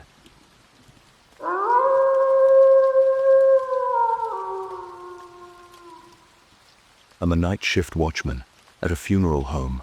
There are strange rules to follow. I should zit, never taken the job. Looking back, I don't know what was worse, the decision itself, or how easily I made it. But when you're broke, tired, and staring at an empty fridge, a $500 paycheck for a single night's work feels like a miracle. Maybe even a sign that things are finally turning around. The old man, Walter, was waiting for me at the rusted funeral home gate just before sundown. He stood there like a statue, arms crossed, his face barely visible under the dimming light. His presence alone sent a weird chill through me. I told myself it was just the evening breeze. "You're the new guy." His voice was rough, like gravel scraping against metal. His eyes, dark, sunken, and heavy with something I couldn't place locked onto mine. I nodded, swallowing the urge to ask too many questions. Walter pulled out a small, tattered notebook from his coat pocket. His fingers trembled as he handed it to me. I wanted to think it was because of his age, but something told me it wasn't. "These are the rules," he said. His voice had dropped, lower, heavier. "Or follow them exactly, or you one stud, make it till morning." I tried to laugh, tried to play it off like some weird initiation ritual. "What? Is the funeral home haunted?" Walter didn't laugh. He didn't even blink. Instead, he reached out and grabbed my arm, his grip unbelievably strong for someone his age. My breath hitched. "This place isn't set haunted," he whispered, leaning in just enough for me to feel his breath. "It's hunting." A shiver crawled up my spine. Before I could ask what the hell he meant, Walter let go, turned on his heel, and walked off into the night without another word, just like that. No explanation, no reassurance, just gone. I stood there for a second, the weight of the notebook suddenly feeling heavier in my hands. My gut told me to turn around, to call it quits before I even started, but I needed the money. With a deep breath, I flipped the notebook open. Inside, in shaky, uneven handwriting, were the rules. Do not enter the funeral home until the sun has fully set. If you step inside while the sky is still orange, they will see you. Keep your flashlight on, but never shine it directly at an open grave. If you see a woman in a black dress standing by a tombstone, lower your head and walk away. If she notices you, run. Between 2:33 a.m. and 2:41 a.m., the main gate will open on its own. You might also see a shape. Do not approach it. Do not leave. If you find yourself standing in front of a grave you don't remember walking to, immediately leave the area. You are not alone. At 4:44 a.m., the funeral home will fall completely silent. Do not move. Do not breathe too loudly. Wait until the sounds return. I frowned. A joke, right? Some kind of twisted hazing for the new guy. But then, why did my hands feel cold just holding the book? I shook off the feeling, stuffed the notebook into my pocket, and stepped through the gate. The night had only just begun. The night settled around me, thick and suffocating. It wasn't just darkness. It was the kind that clung to my skin, the kind that made every sound feel sharper, every shadow seem alive. The air was heavy, carrying the faint scent of damp earth and old stone. My footsteps crunched softly on the dirt path as I walked, flashlight in hand, sweeping the beam across the endless rows of gravestones. Most were weathered, names barely legible under years of erosion. Some stood tall, pristine, as if untouched by time. Others leaned, crooked and forgotten. I tried not to think about the bodies beneath them, the history buried just a few feet below my shoes. I tried even harder not to think about why Walter's rules existed in the first place. At 12:42 a.m., my breath caught in my throat. I saw a freshly dug grave. The sight of it shouldn't have unsettled me. This was a funeral home, after all, but something about this one felt wrong. The dirt around the edges wasn't smooth or neatly piled like I'd expect. It was disturbed, scattered, as if something had clawed its way out. Then, from deep within the hole, "Help me." A whisper, faint, fragile. I froze. My fingers twitched on the flashlight. My first instinct was to shine it straight into the pit, to see who was down there. But before I could move, my mind screamed at me. Rule #2. Keep your flashlight on, but never shine it directly at an open grave. I clenched my jaw, my grip tightening around the handle. Please, I can get out. The voice wavered, desperate. It didn't sound like a trick. It sounded real. A person, trapped, suffering. But then, the dirt at the edges shifted. Something was moving down there. I stepped back, my entire body screaming at me to run, but my feet wouldn't move. Not yet. The whispering changed to low, guttural, wrong laughter. I stumbled back so fast I almost lost my footing. My heartbeat felt like it was trying to rip through my chest. Something down there had been pretending. I turned and hurried away, forcing myself not to look back. Whatever was in that grave wanted me to break the rule. It wanted me to see it, and I wasn't going to give it the chance. I kept walking, my breath shallow, my hands trembling. The cold air bit at my skin, but I barely felt it. Every part of me was wired, on edge, waiting for something, anything to happen next. Then, suddenly, the world changed. The air itself shifted, like the entire funeral home was holding its breath. The night had been full of sounds before, wind through the trees, distant crickets, the occasional rustling in the grass. But now, nothing. As if something had pressed a mute button on reality. My stomach twisted. I swallowed hard, forcing myself to look down at my digital watch. 1:58 a.m. The glowing red numbers stared back at me, unblinking, indifferent to the fact that something was horribly, horribly wrong. I looked up, and I saw her. A woman, dressed in black, standing completely still beside a tombstone. I barely breathed. Rule #5. If you see a woman in a black dress standing by a tombstone, lower your head and walk away. Slowly, carefully, I dropped my gaze to the ground. Yes, I walked. 1 step, 2 steps, 3. Crunch. A dry, splintering sound came, like bone snapping. My throat tightened. My fingers twitched at my sides. CR wrench. I squeezed my eyes shut. She was moving. I could feel it. The presence behind me, shifting closer. "Look at me," she said. The voice was soft, coaxing, almost sweet. But it was close, too close. My breath hitched. My legs felt sluggish, like I was trying to run in a nightmare. I moved faster, refusing to look, refusing to break the rule. Crunch.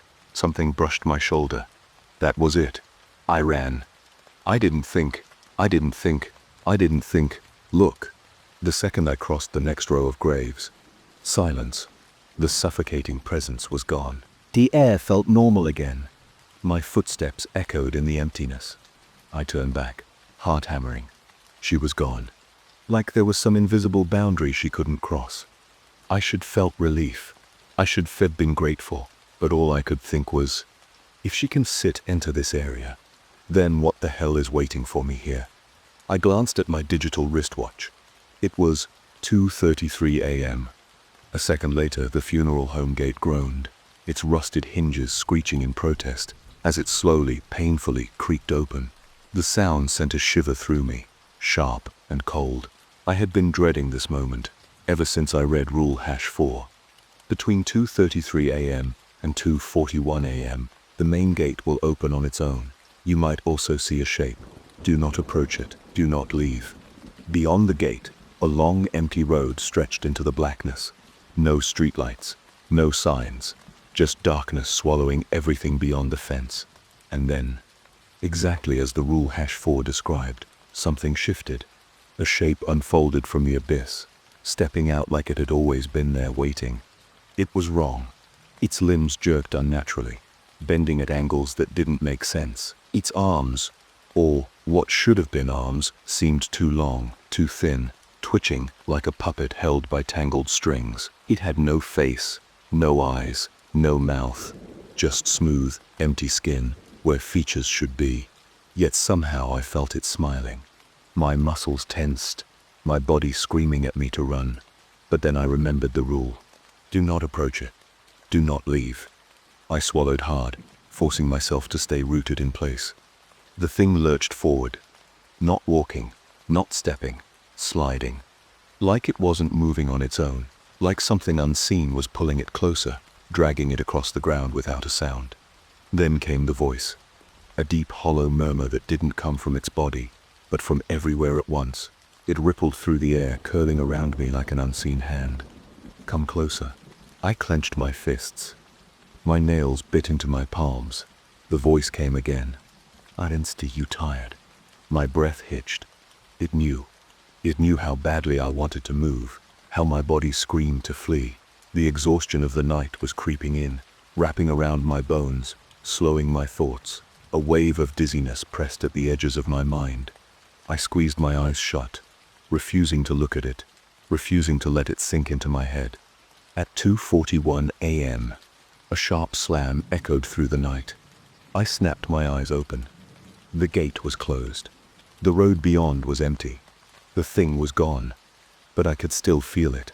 It hadn't left. It was watching, waiting for me to break the rules. And I was waiting for this nightmare to end. Every second crawled by, my body running on nothing but adrenaline and fear. My nerves were shot, my breath shallow. My hands still trembled from whatever the hell had been at the gate. Then, out of habit, I glanced at my watch again.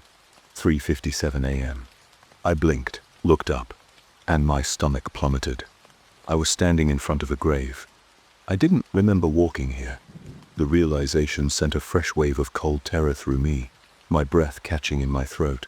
My mind scrambled for an explanation, but there wasn't one. Then the words from Rule #7 surfaced in my head. If you find yourself standing in front of a grave you don't remember walking to, immediately leave the area. I swallowed hard. My pulse pounded in my ears. My gaze dropped to the tombstone, the name carved into the stone. It was mine. A sharp, suffocating pressure squeezed my chest. The ground beneath my feet shifted. The dirt was loose, freshly turned, as if someone had been digging, as if the grave had been waiting for me. A shadow stretched over the grave. Not mine, Something was behind me. I turned. Nothing. The space was empty, yet the air felt thick, pressing against my skin, heavy as if the night itself was trying to pull me into that grave. Then, a whisper, right against my ear. Soon, very soon. The words slithered down my spine, cold and patient. I didn't let wait. I ran. But when I finally stopped, I found myself sobbing. I was crying, literally. Not just from fear, but from exhaustion, from the sheer weight of everything I had been forced to endure. My hands trembled, my breaths came out ragged, and my entire body ached from the constant tension. I wasn't built for this. I never wanted to be the guy standing in the middle of a funeral home at night, surrounded by things that shouldn't exist. But here I was, for the money. That was the only reason I was still standing. The only reason I hadn't bolted the moment Walter handed me that damned notebook. And that was the only reason I kept checking my digital wristwatch, again and again, clinging to it like a lifeline. I glanced down. It read 4:44 a.m. And then, everything stopped. The wind, the insects, even my own breathing sounded muffled, like the air itself had thickened, pressing in around me. A creeping emptiness swallowed the night, an unnatural stillness that made my skin crawl. I froze. At 4:44 a.m., the funeral home will fall completely silent. Do not move. Do not breathe too loudly. Wait until the sounds return. The rule repeated in my head like a desperate prayer, a last line of defense against whatever was happening. Something shifted near the graves. A shadow, tall, too tall. Its shape jagged and unnatural. Its limbs stretched, moving like a broken marionette, joints bending in ways that defied logic. It had no face, no eyes. But I felt it watching me, a presence so strong, so overwhelming. It felt like it was inside my skull, crawling through my thoughts, digging into the cracks of my mind. And then, the voice came. Found you. Not spoken, not whispered. It came from inside my head. The silence shattered. A pressure slammed into me, as if the air itself had turned into something alive, something that wanted to crush me. The first golden slivers of sunlight touched the horizon as I fled the funeral home. I didn't look back. Didn't care about the rules anymore. I ran. I just ran. By the time I reached the gate, my lungs burned, my legs felt like lead, and my heart threatened to break free from my chest. Walter was waiting outside. His expression was calm, almost expectant, as if he had known I would come barreling out in a panic. He asked with a smile, "Made it through the night, huh?" I tried to answer, but my throat was too dry. My mouth felt like sandpaper. After a second, I forced out a single word. "Yeah." Walter's smile faded. His eyes darkened. He glanced past me, toward the funeral home, his lips parted slightly, a flicker of something unreadable crossing his face. "Then who's still inside?" he asked. My stomach dropped. My breath caught in my throat as I turned. The gate was wide open.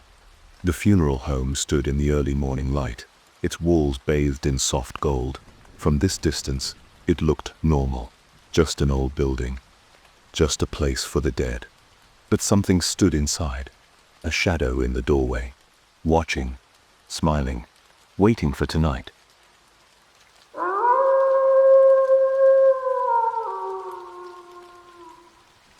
Christmas horror.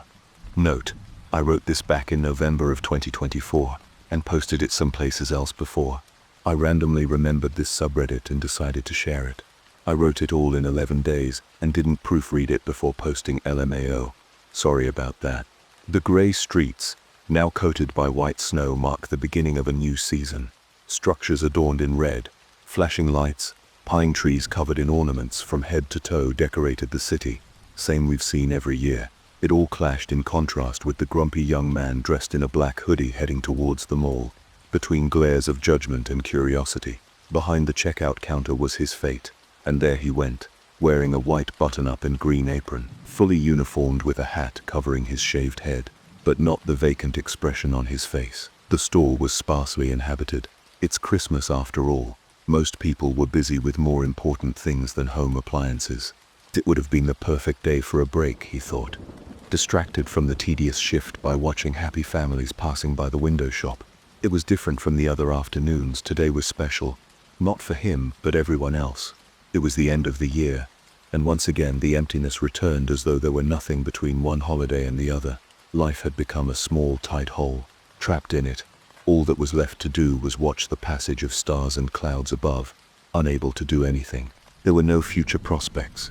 He was powerless, a spectator too small to escape that slit of darkness on earth. Flakes descending from the skies, ironically, fit into the breach, the thick whiteness burying his small feet. His absorption in thought was interrupted by a large hand on his shoulder, weighing like guilt and peering.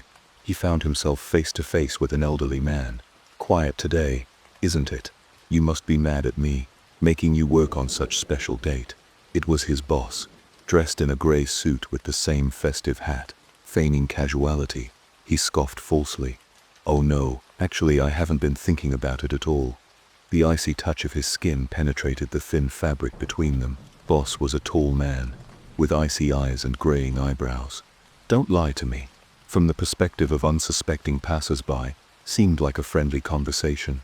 But between them the threat thickened in the atmosphere. Like a snake, the man's arm coiled around his neck, drawing him closer to the gleaming fangs displayed between the dry strands of white beard. Suha, how old are you? 25. Downcast, Suha peered warily at the yellowed shining teeth, glinting with the victorious sadism of an experienced hunter, asserting control over its virgin prey, cautiously anticipating his next move. 25, but I don't see a ring on your finger. It's about time you get married and have children. The snow had already reached knee length, and he knew that with the next falling flake, he would be stuck, immobilized. Those words pierced through his brain, rooting themselves like pins so thin, reaching the imperceptible. With the solitary life he led, he never thought about it. Inside the hole, there's no room for anyone else. His humble apartment had a single bedroom, and his routine was too busy. His reality made a family unfeasible. I never thought about it. I think it's too early to think about marriage. I don't have anyone in mind. Too early? He laughed, mocking the naivety, and with a slap, grabbed the smaller man's arm. Your time will pass. Purring, his fingers slid, descending slowly, creating folds down the sleeve. The movements were persistent and intimate, but authoritarian. When the skin on your face starts to wrinkle, people won't look at you the same way anymore, not the same way I do. Whispers that brushed against Sua's ear caused him to break into a cold sweat. He shivered at the unsubtle gesture, the grip tightening as his discomfort grew. I have a gift for you. Meet me in the parking lot after your shift. When imagining this situation, he thought he would handle it differently, that the layer covering him up to his neck would melt away so he could swim out. But standing there, dumbstruck like a statue, did nothing. The man turned and left.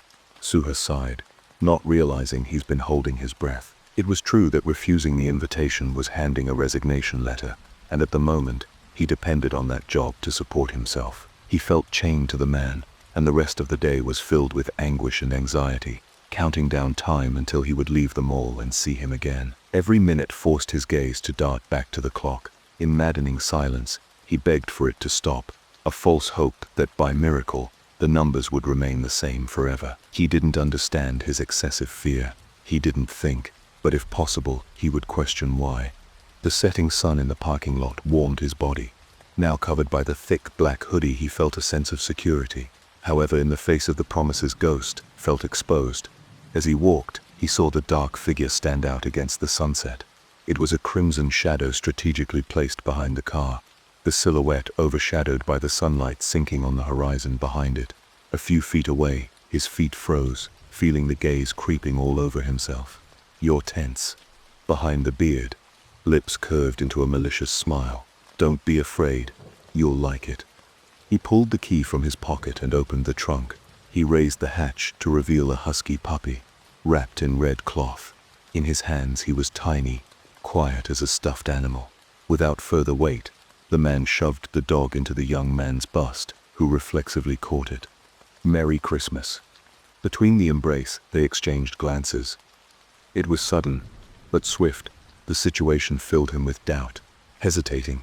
He never having considered adoption, nor did he have any affinity for animals. With a dog, mornings dedicated to a warm cup of coffee would become mandatory daily walks. The extra money he saved for sweets and treats would now go toward an additional demanding responsibility, one he had never planned for. These were luxuries he enjoyed, a decision he had made for himself. I don't know. My apartment doesn't allow pets. From every angle it seemed like an ambush. The desperation in Suha's eyes wiped the friendly expression from the elderly man's face, morphing into disapproval. The mask fell away, hardening. "You don't like it?" The threat of conflict emerged in the spat-out words, his face frowning slowly. No, that's not it. It's just that. I didn't expect it." Stammering, he apologized. "I've never had a dog. I'm not sure I'm ready." The sincerity in his scared tone was enough to entertain his boss, who laughed, mocking the revelation. "Puffed. You're 25 and never had a dog. Do you think I'm stupid?" Boldly, he poked the younger man's bust. "Normal people like dogs. You should be happy." Someone thought of the useless, lonely boy, with something besides disdain and anger. The voice hardened, but not the benevolent expression. "Don't be so selfish. This puppy needs a home. Are you going to deny a gift from God?" He shook his head just to see the authoritative smile return, just to leave without objection. As he did, Suha noticed the rapid palpitations in his chest, and suddenly became aware of sweat beads dripping down his face. "It's not his fault," he told himself as he exchanged glances with the dog's bluish eyes. "I can't be angry with him." Night fell down the path. Just after the rush hour, roads were busy, surrounded. Suha kept his head narrow, avoiding faces and stumbling between restless feet on the sidewalks. He didn't think about the way through, nor did he realize when he arrived at his building. Doorman didn't raise any suspicions, and the dog remained silent. What a strange puppy. Hadn't made a sound since they met. It was almost as though he wasn't there. But within the familiar floor of his home, there was a reminder, a stain of tension he had just dismissed in the form of a small, so innocent canine. No matter how negative it seemed, he was as tied to Suha as he was to him. "Are you hungry?" The dog tilted his head, stealing a weak grin from him. A pile of dishes awaited in the kitchen, leftovers of noon. The hissing waters flowing over porcelain was muffled by the echo of a question in his mind. Unanswered. Why me? Moments ago, everything felt like a distant bad dream. Silence fell over the world, leaving a torturous dull. Watching the foam dissipate, he felt the drum of his heart overpowering the quiet. Fast, aggressive beats begged him to release tangled feelings in his throat, but it was the last fork before confronting it again. So he finished the task and put raw meat in a dry bowl for the dog. Leaving the bowl near the ruby blanket, he turned and ordered coldly, "Eat." The dog's presence disgusted him. He locked himself in the bedroom, seeking the sense of security lost between clean pajamas and thick blankets, with the windows shut. When finally exhausted from tossing and turning, his eyelids grew heavy, falling into a slumber. With eyes shut, he saw endless darkness, a vast field, where it was impossible to determine where it began or ended. All there was were sprigs of touch-me-nots scattered across the ground, their leaves exposed and open. It was such an ordinary, quiet place that vulnerability wasn't fearsome. Just suddenly, the peace was broken by the sound of cracking bones. Hands descending from the heavens with interlaced, tangled fingers moved frantically, while arranged to form a large grinning face, agonizing as they approached the ground. Upon contact with the plants, the extremities of each branch met and closed.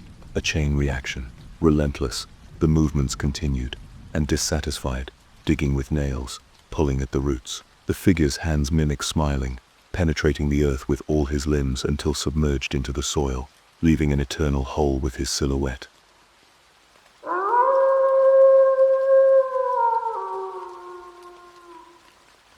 My friend's father was taken, and the police wouldn't help us for 48 hours. We should have waited. Audrey and I weren't exactly close friends. I mean, sure, we'd shared a couple of classes last year, chatted a bit since we were stuck next to each other in geometry, but it wasn't much more. This year we were lab partners in Dr. Carper's class, so we exchanged numbers, but the conversation hadn't extended further than "Hi, and is this Audrey?" followed by "Yup" and "Cool." Something odd happened last Tuesday, however. I was at work, bored out of my mind behind the counter. I was watching two of my classmates, completely baked, trying to pump gas. I was just waiting for them to realize the large out-of-order sign over the screen on the machine. Just as the one kid pointed up to the piece of copy paper we'd put up on the pump hours before, I felt a buzzing in my pocket. Of course I knew it was my phone, but considering my boss was working the night shift with me, I didn't want to take any chances. My parents would have killed me if I'd lost this job. In my head it was probably just a scam call anyway. I didn't have anyone I knew who would call me after 11 p.m. on a Tuesday. I didn't check my messages until I got home that night. I threw my work vest on my bed and shut the door behind me, collapsing into my desk chair as I did almost every night these days. I pulled my phone from my pocket and swiped through all the notifications I'd missed. Most of it was the same garbage my friends would always send, but there was one that caught my eye. A new voice message from Audrey. I had to double take, honestly, a little taken aback. We didn't have any homework due. No project that needed discussion either. Essentially, unless she had somehow fallen in love with me that night and had to confess her feelings, she had no reason to be calling me at 11:16 p.m. And considering she already was dating somebody, I could safely rule that theory out. Swiping away my friend's usual junk messages, I immediately went to call back Audrey, quickly jumping to the conclusion that I'd forgotten some school assignment we were supposed to do that night. The phone rang and I impatiently tapped my foot, leaning back on my desk as I waited for her to answer. She never did. I'll admit, now it was extremely unlike her, but in my own exhaustion from a long, tedious night at work, I didn't think enough of it, and collapsed into my bed. I didn't think of a lot that night. Most importantly, I didn't think of listening to the message Audrey had left me. When I woke up that morning, it wasn't from the beep of my alarm clock or my mom's incessant knocking. It was chilled air seeping through my bedroom window. I rolled up in a ball trying to grasp whatever warmth I could from my bedsheet and blanket, but to no avail. I didn't realize where the cold breeze was coming from, begrudgingly sitting up to try to investigate. It was still dark, the moonlight shining in through the window.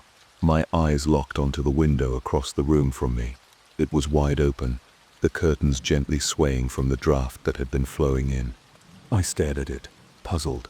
I almost never opened that window. In fact, in my entire life, I could only recall 2 moments that window was ever opened. One was when I thought my Lego airplane could fly. The other was when I tried handing my dad lemonade as he was power washing the house. Neither ended very well. I cautiously stepped out of my bed, swinging both my legs out and begrudgingly standing up. I yawned as I shuffled over to the window. I examined the frame, the glass, the lock, anything that could have somehow let the incessant late autumn air into my room and disturbed my sleep. I shut the window, sliding the lock into place, having failed to find the culprit. I jostled it a couple times to ensure it was secure before swinging around head back to bed. As I did so, something caught the corner of my eyes. It took a few moments for my eyes to adjust to the darkness that enveloped the majority of my room, but I could clearly make out a figure on the futon across from my desk. I froze in my tracks, my mind immediately jumping into fight or flight mode. My heart started to race as I tried to think of what the hell I was even going to do. My phone was still in my bed. If I tried opening the bedroom door, it would make too much noise.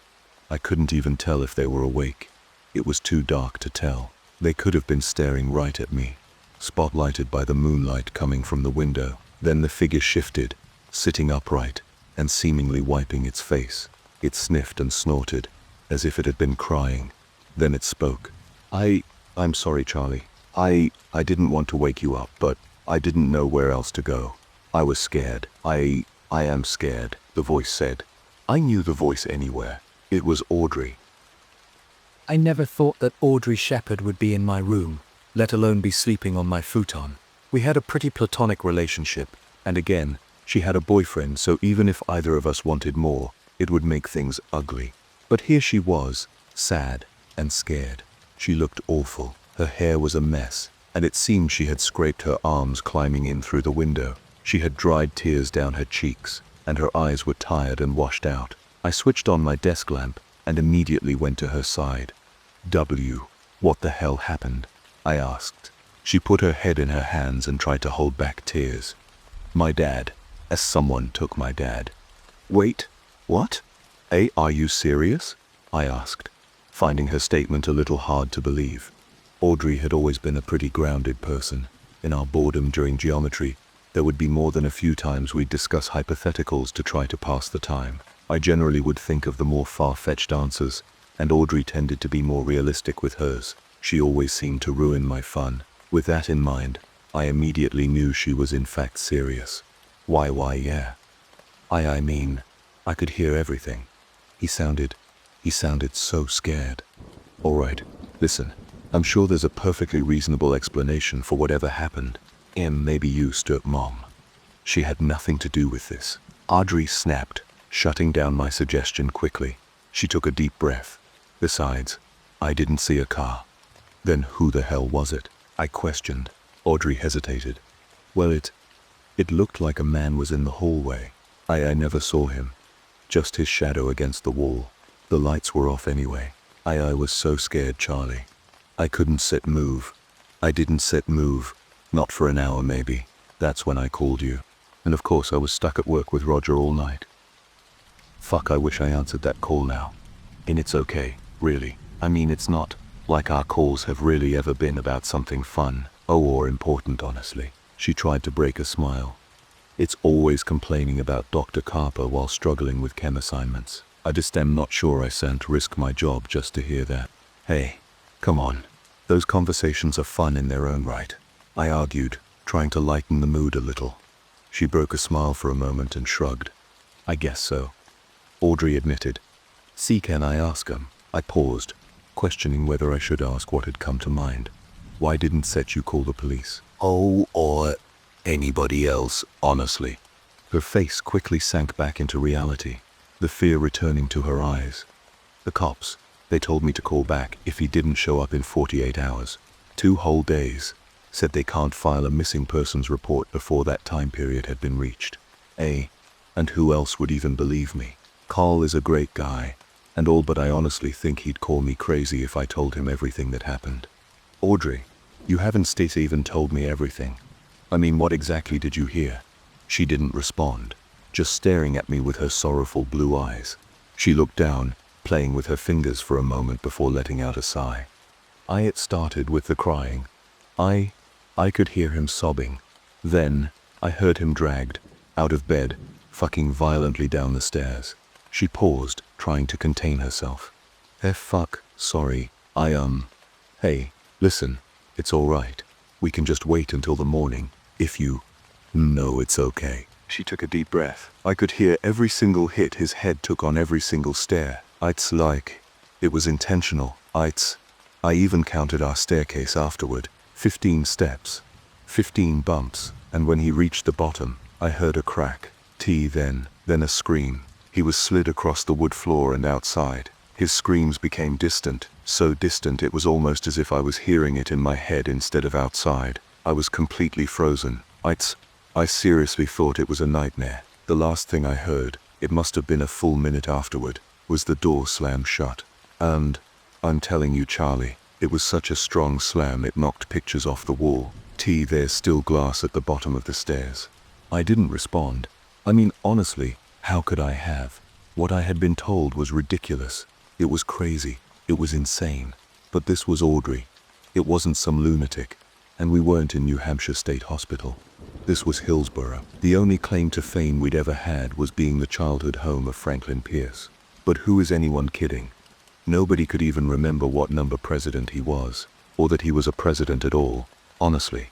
You don't sad. Believe me, I stoned so stupid I should sad. Known this was. Audrey, I interrupted her. I don't know what happened to your dad, but I know you wouldn't lie about this. I believe you, despite how fucked up this all is. She quickly wrapped her arms around me in a tight hug, resting her head on my shoulder. You have no idea what that means to me, Charlie. Thank you. God, thank you so much. We both quickly realized that as the first rays of sunlight began to lighten the night sky, we'd have to go to school that morning. And because my parents wouldn't exactly approve of a girl they'd maybe met twice staying over in my room without their knowledge, we both thought it best that we get out of the house before they even wake up. That landed us in the parking lot of Hillsborough Diner far before either of us would normally dare wake up. I gave Audrey an old sweatshirt from my closet to cover up the tears made in her t-shirt from the climb up the tree, and band-aids for the numerous cuts on her arms and hands. She owed us a fresh box. Sitting down at the counter, the diner was surprisingly busy for 6 in the morning on a Wednesday. It was mainly commuters. Naturally, most were just grabbing a cup of coffee or a quick meal before heading to the bus stop, down the street, or jumping on 202. The waitress, a young woman probably in her mid-20s, handed us menus with a peppy smile. "You guys are up pretty early. School doesn't start for another hour or so, if I remember right. Pull an all-nighter for a project?" she asked. Audrey and I exchanged exhausted looks, turning back to the waitress and simply nodding. "It wasn't worth it to even attempt explaining our night," she laughed. "Well, you look like zombies, no offense. So maybe I can get something to help you wake up?" she suggested, starting to pull out her pad and pen. "I'll just have some pancakes and tea," Audrey answered quietly. "French omelette, I guess, and just orange juice if you have it." I followed. She quickly scribbled on her pad and stuffed it back into her pocket. Coming right up, we watched her walk back into the kitchen, pushing the doors open and letting them swing shut behind her. I don't know how I am going to do this, Charlie," Audrey admitted. "I can sit, just pretend everything is fine. I know, but think about it this way. At school it might be safer." I let out a sigh. I never thought I'd be actually advocating to go to school. But if there is someone or something out to get you or me or anyone, being in a bigger group would make it less likely something happens. And there's more people to help if it does. "I guess you're right," she replied softly, looking down at the counter while twisting her silverware in her fingers. "Estelle just scared." "Me too," I admitted quietly. I mean, I honestly didn't want to bring this up. But, you know what? Never mind. It's stupid. I quickly shut myself down. Audrey's head shot over to face me, intrigue in her eyes. What? What didn't you want to bring up?" she asked almost desperately. It's nothing really. It's Charlie, what is it?" She cut me off, her voice stern. I need to know. If it could help figure out what happened to my dad. Tell me, please," she insisted. I didn't immediately respond, almost scared of her reaction. She'd either think I was an idiot for suggesting it, or she'd actually consider it. Either option I didn't like the thought of. "Well, you moved to Hillsborough freshman year, right?" I started. "Yeah, why?" she responded quickly, her words sharp. I hesitated to answer. If you sit grown up in town, and I mean like grown up since preschool, kindergarten, that kind of age, you have heard of Hillsborough's urban legend." "Urban legend? What the fuck are you talking about?" "It's a local story, like Bigfoot or the Mothman, Jersey Devil, that kind of thing." "Yeah, I get what an urban legend is, Charlie. What does it have to do with what happened to my dad?" she replied, almost annoyed at my dancing around the topic. Nothing, honestly. It's just a story." "Well, I want to hear it." "I don't give a shit if it's just a story." All right. Jesus, it's not even a real story. I don't know if I even remember the whole thing. I probably haven't heard it since 7th grade. "You totally do. Come on, out with it." "Fine," I groaned. "Hillsborough is a boring town. I'll be the first to admit it. But like most boring towns, the people who live there tend to try to find ways to make it interesting, to put it on the map, make a name for themselves. I'm not sure who came up with the story of the Weeping Widow, but whoever they are, they were a bit messed up in the head. During the First World War, the winter of 1917 to be more specific, a young bride of a Contrecook cotton mills worker got a knock on her door which she feared more than anything. 2 army officers handed her a letter that her husband was dead, probably blown to pieces by an artillery shell or machine gun fire. People forget how gruesome World War I could be. She was heartbroken, the love of her life stolen from her far too soon. Their home, isolated from town at the base of Thompson Hill, was now a prison where she would only be reminded of the world she lived in before her husband had been killed. She stopped seeing her friends, family, and soon stopped leaving altogether. For weeks people thought she had gone and left town, along with the memories of her lost love. However, they were wrong. The widow walked from her home, now disheveled, starving.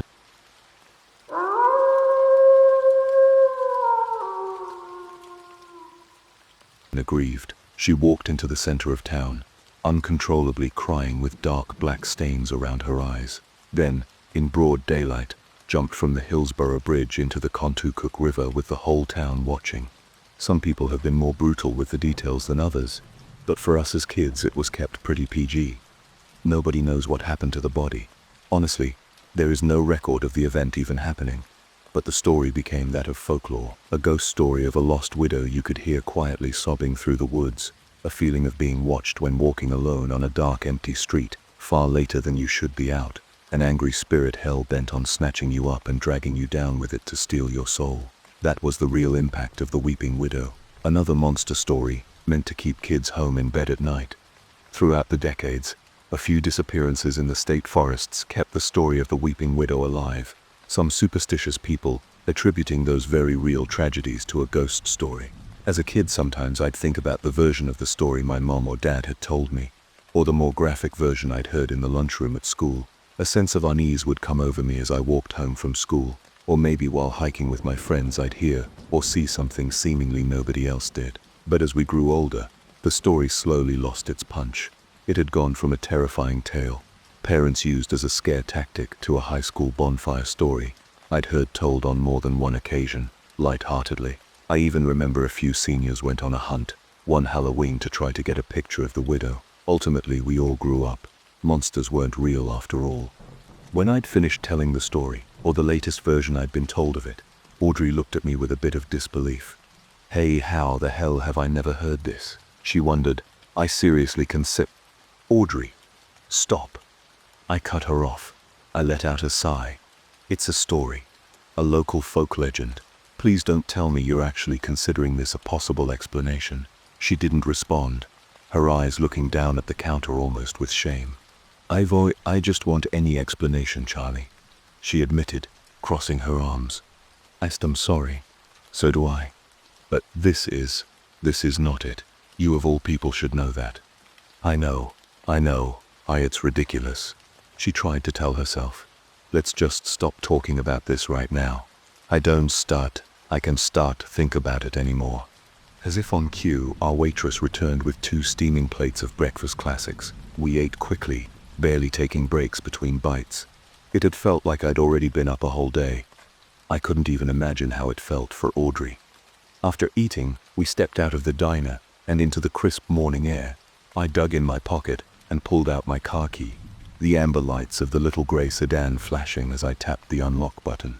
The car wasn't exactly a chick magnet, but it was free after all. And who turns down something that's free? Audrey and I buckled in, and I started up the engine.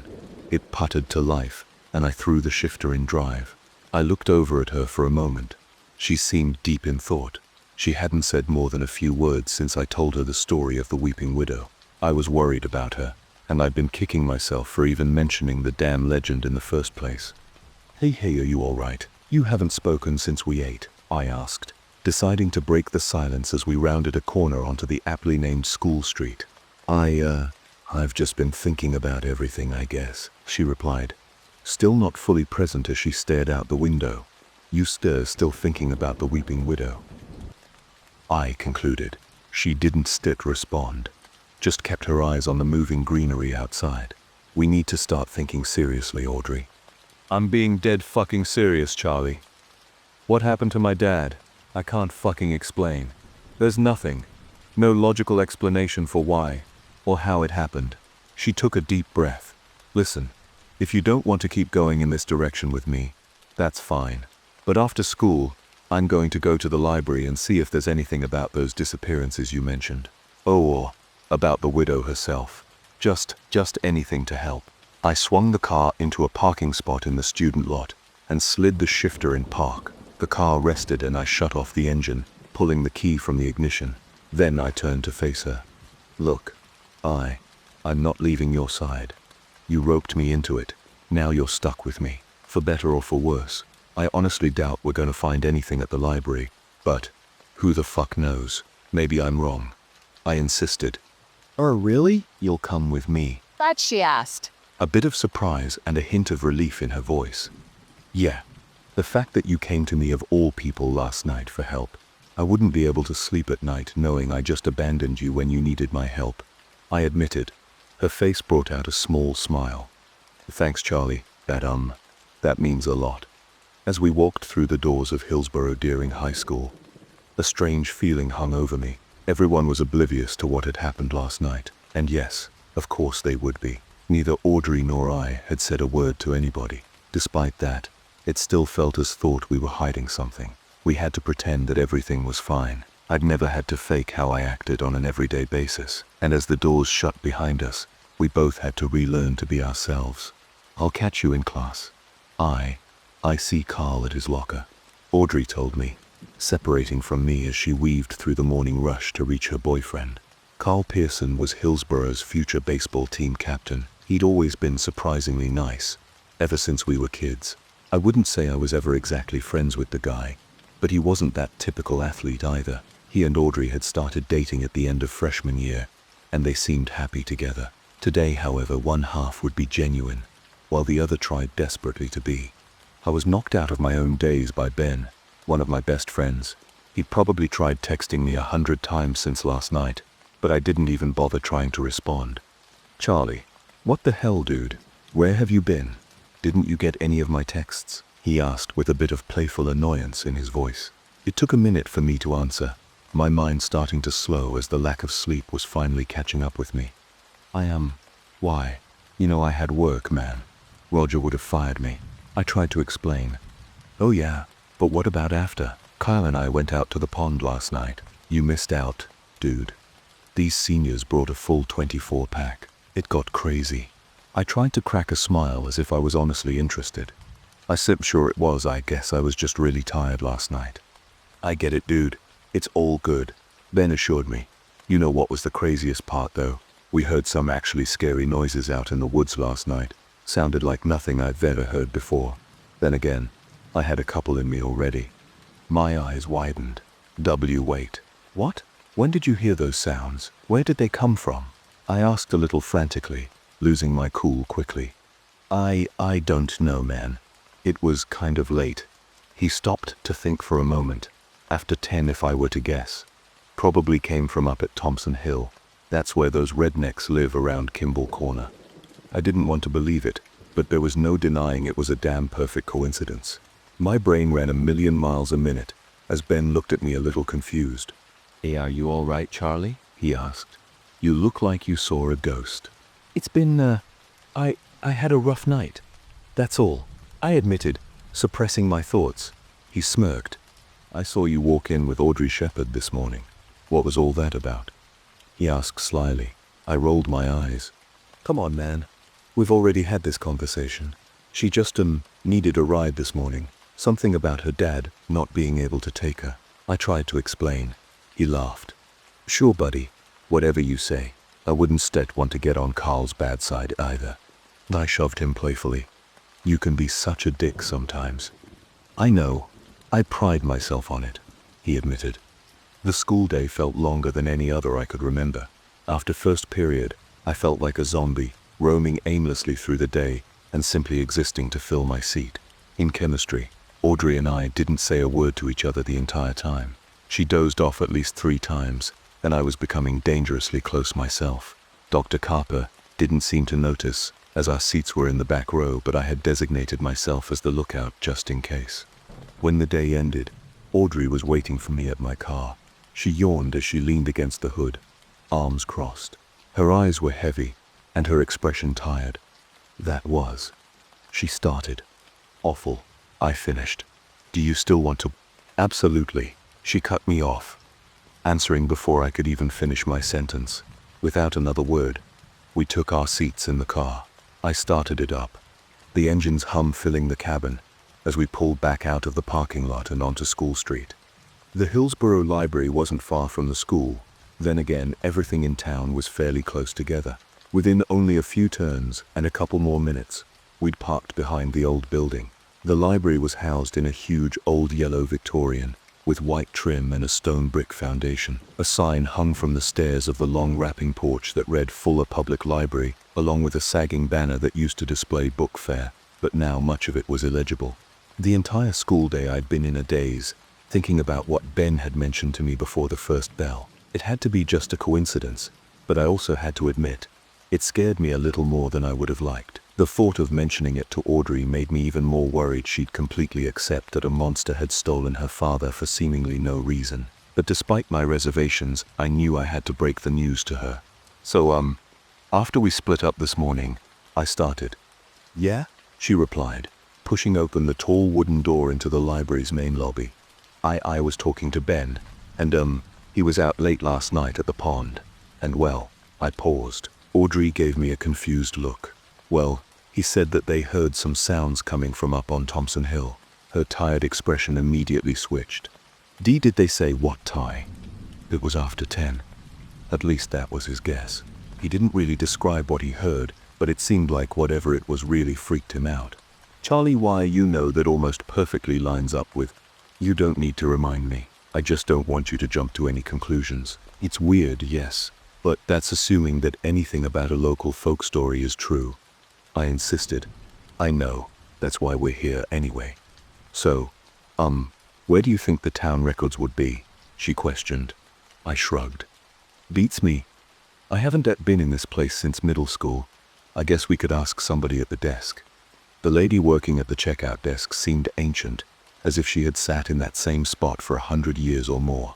This building was her domain, and she was simply giving us the privilege to roam its halls. She watched us approach without lifting her head, her eyes tracing our path as we approached her.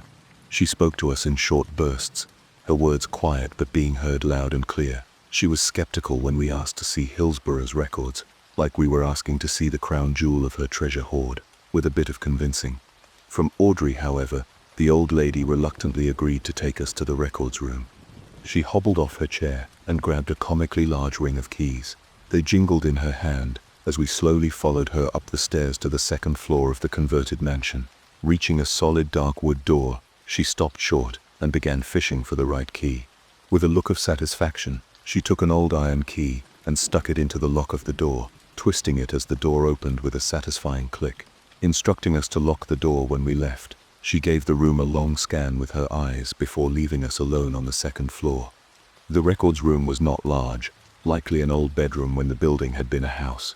Now it was a plainly painted room littered with filing cabinets, computers, and scanning machines. We split the small space in half, trying to compile as much information as we could about the town's urban legend. To be honest, I'm not sure exactly what drove me to dig through countless files for what was starting to feel like at least an hour. Audrey's purpose was clear, but my own I couldn't quite place. I wanted to help my friend. That was obvious enough, but I suppose my own curiosity was starting to get the best of me. And in the back of my mind, a doubt was starting to grow about how confident I was that nothing of the story was true. Perhaps I'd just told myself so many times it wasn't real, I simply started to believe it. We'd occasionally snatch a document from one of the drawers or save a file on the computer, but much of what we found had very little to do with the Weeping Widow. Audrey compiled everything on one of the open desks, laying out the documents in a rough chronological order in record time. Sometimes I forgot how smart she was, and more importantly, how lucky I was to have her as a lab partner. I'd be screwed without her. We looked over everything, trying to put together some kind of pattern. Most of the documents were old, black and white newspaper clippings, long yellowed and curling in the corners. Audrey had focused on trying to find any mention of the story from 1917, the supposed date of the event itself. I was more interested in putting together the missing persons cases I remember my parents telling me about.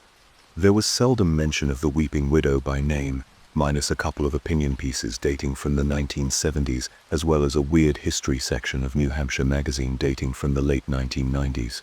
But after looking over everything, especially taking notice of the missing persons cases, lost hikers and uncovered remains, we both started to notice a pattern. We searched up the victims, some being Hillsborough residents along with a couple of tourists or travelers. They mostly lived very different lives, some from very different parts of the county, and all from different times in the past century. But one thing was the same amongst them all. They had all lost their husbands or their wives.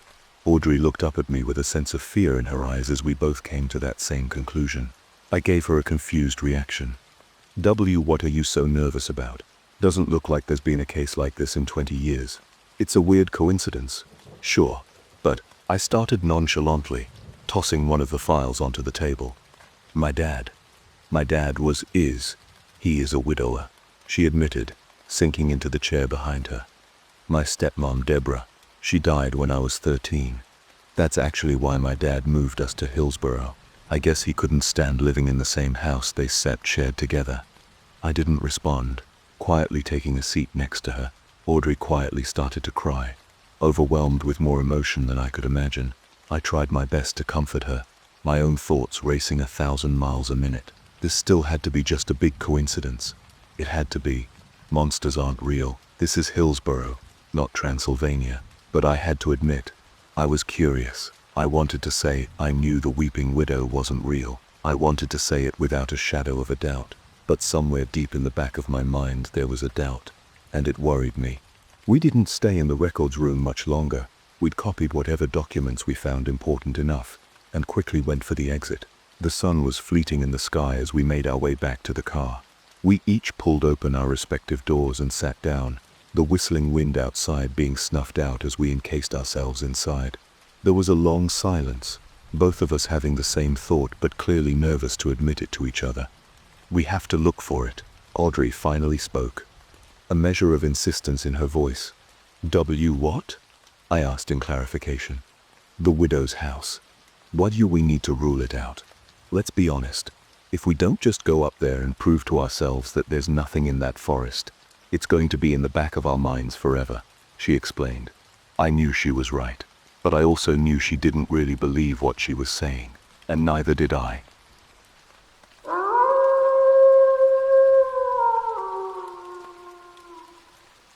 I stayed silent for longer than I should have after Audrey made her proposal.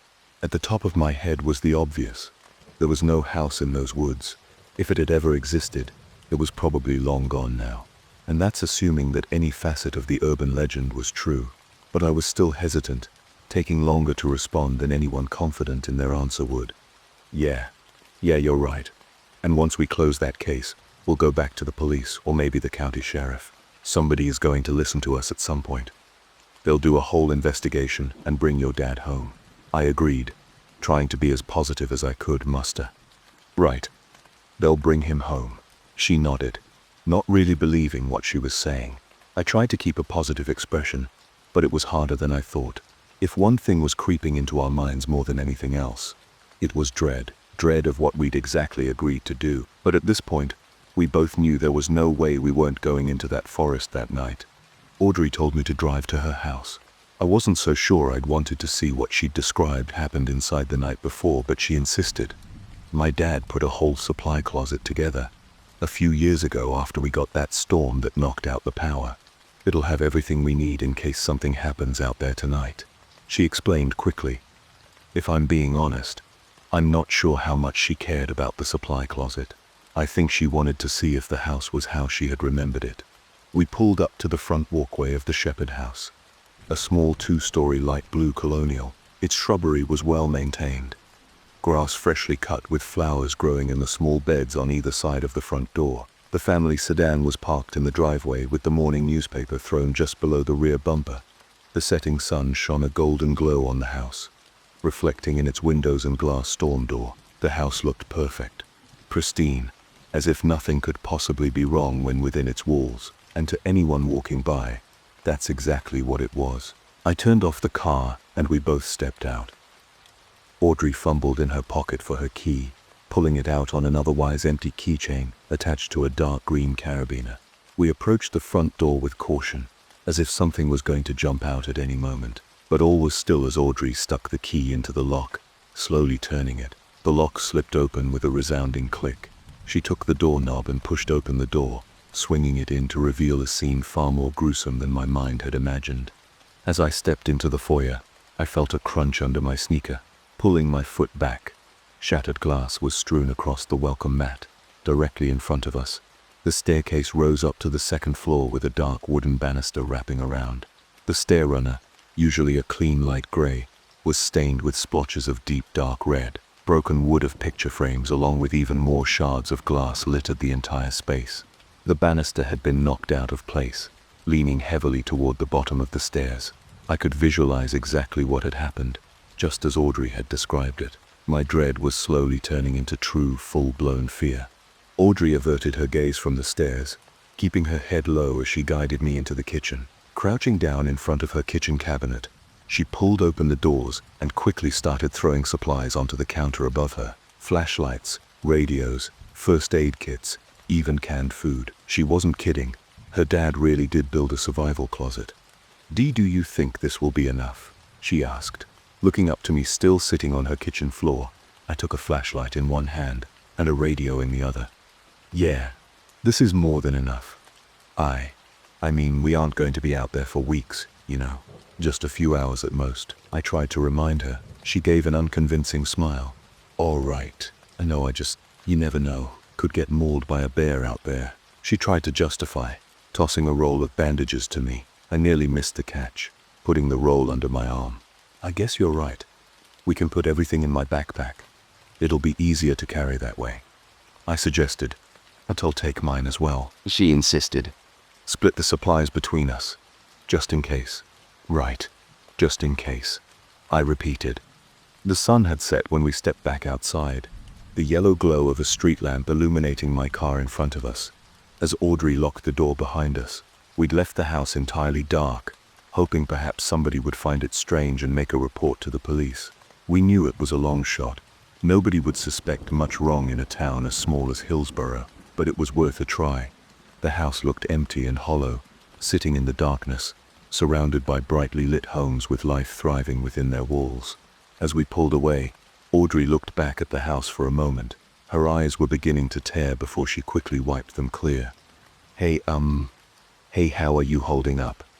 I asked, pretending I hadn't seen her out of the corner of my eye.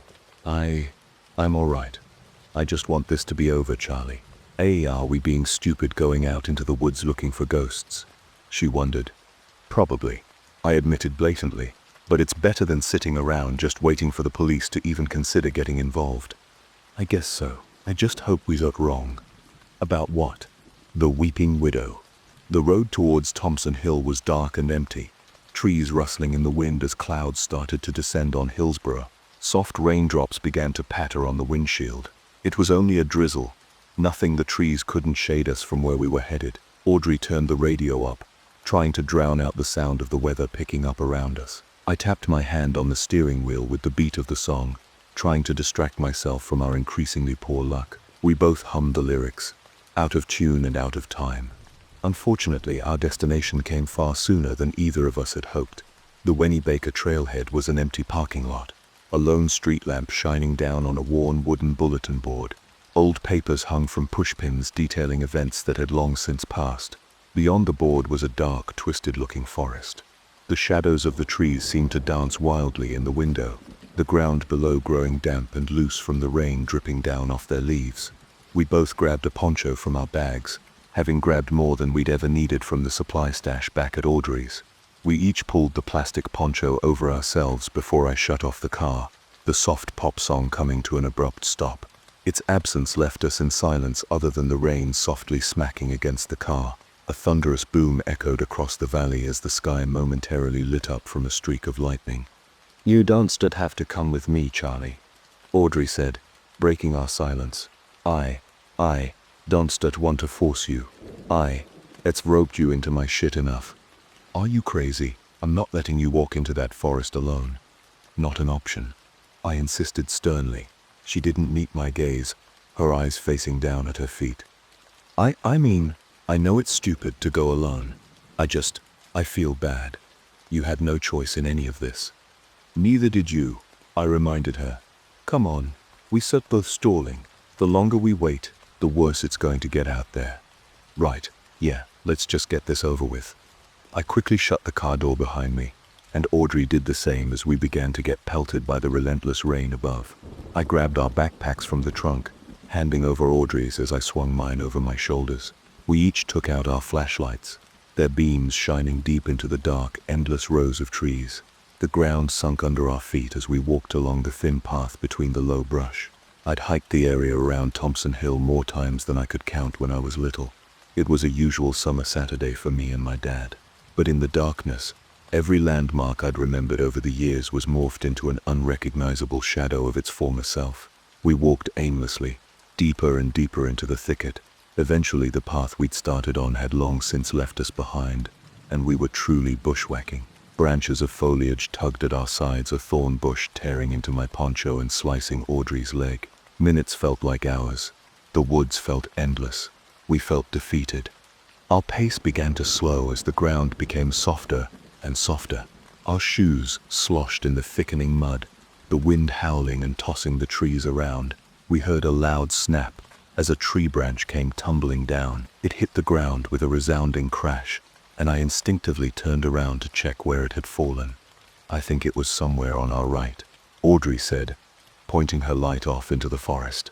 I shot a look in that direction, but couldn't make out much more than 5 feet in front of us. I took another step forward, advancing towards a steep rock formation in front of us. At that moment, my heart skipped a beat. I heard a distinct rustle in the forest behind us, the sound of feet crunching on the sticks and leaves. Something was passing through the thick shrubs and bushes. Audrey grasped my forearm as we both froze in place, not only hearing but seemingly feeling something was behind us. Her eyes rolled over to meet mine, her face a fearful mess. I couldn't imagine that mine was holding up much better. All we could do was listen carefully as the thing slowly moved through the woods. Its steps seemed labored, struggling to keep a steady pace as it walked. The sounds grew louder, and our fear grew along with it. It stepped slowly behind us, feeling so close it could peer over my shoulder. But then, the sound started to become more distant. As soon as it had come, it was receding back into the woods, and as the sound faded, the striking beat of my heart began to slowly settle. My joints began to relax, and I let out a long breath. "Jesus Christ, Charlie, what the hell was that?" Audrey asked, her voice shaky. I don't know. An animal, probably." I tried to explain, but it had not sounded like any animal I'd ever heard. It did not feel like any animal either. It felt like we were being watched, studied by whatever had passed us by. "When we get out of here, I'm never stepping foot in the woods again," Audrey insisted. "I'm right there with you," I agreed, taking in the return of the silence to the forest. The rain had simply faded into the background, its relentless pitter-patter being ignored by my ears. But that silence did not last long, and it did not return for a very long time afterward. It began distant, much like the footsteps before it, but it was clear. It was shrill. It was definitive. Whimpering, crying, sobbing. The sound seemed to surround us, changing its intensity. One moment it would be soft and weak, the next loud and bellowing. It seemed so familiar yet so foreign. Hearing it sent a wave of sadness that hit like a ton of bricks.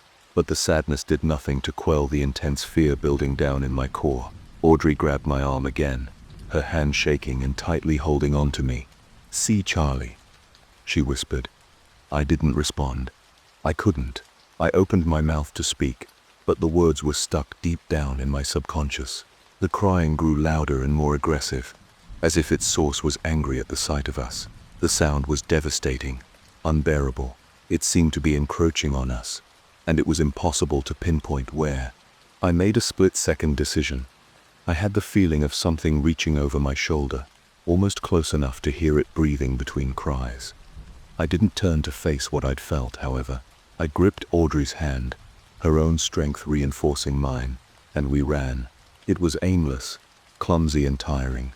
Our flashlight beams flailed randomly around us as we moved through the forest, caring less about what was in front of us than behind us. I looked down at my feet as I moved, doing my best to avoid any stones, branches, or roots in my path. Despite my best efforts, however, I felt my ankle twist around something hard and sharp. I fell face first into the thick mud, dirt splattering all over me. I must have taken Audrey down with me as I heard her hit the ground beside me. "Audrey, are you okay?" I called to her. Yay. "I'm okay. Scraped my knee pretty bad, but that's all I think," she replied, stumbling to her feet. I slowly did the same, trying to brush as much of the mud off of me as I could in what little light we had. We need to keep going," I insisted. "Charlie, we don't even know where we're still going anymore. We still lost. We still fucked." I didn't want to admit to her she was right. I'd tried to keep track of where we'd been the entire time, making as many mental notes as I could. I even checked the compass we'd taken from the supply stash periodically.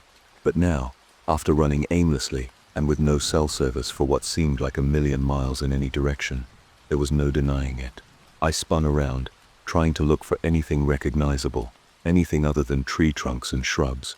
And then, a subtle shape became clear in the darkness, a shadow of something unnatural amongst nature.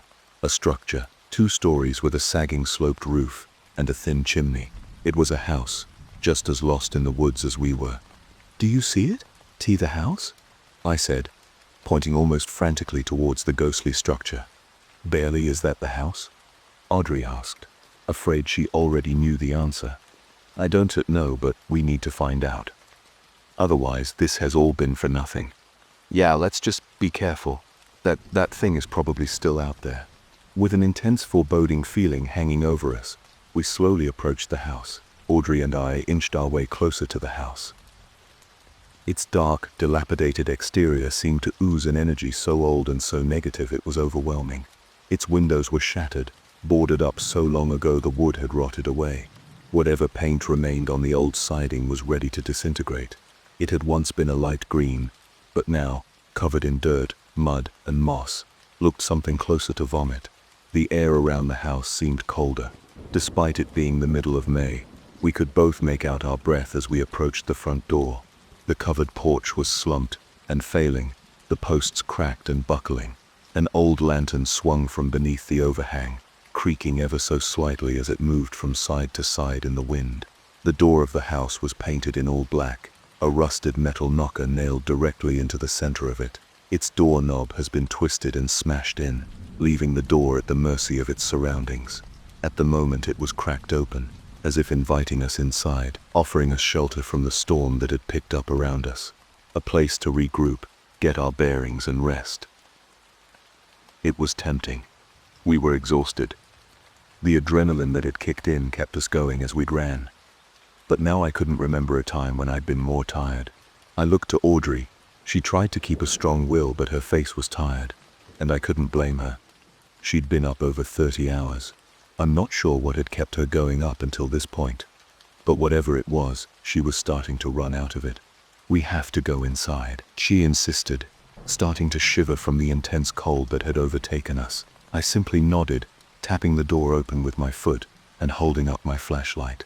It ever so slowly creaked open, and I shined the light around the entranceway, hesitantly taking a step inside. Audrey stepped in beside me, following my lead, while covering whatever my light didn't with her own. The house was empty, barren. Its floors were dusty and dry. Planks rotted through in places while bowing in others. The wallpaper had peeled and rolled like an ancient scroll, yellowed and forgotten. For so long it was almost unrecognizable. Whatever furniture remained seemed ready to turn to dust, save an old wooden credenza. The piece was solid, but its finish had long since faded away. Glass cabinets sat above the main surface, each shelf displaying old picture frames, with photos decolored and pasted in dust. I didn't give them much interest, but Audrey shined her light on each. As I explored the rest of the space, we'd walked into what I could only imagine was the living room. An old brick fireplace was built into the far wall, nothing but a pile of debris laying in the hearth. I pointed my flashlight into the next room. "See, Charlie?" "Stop," Audrey called to me.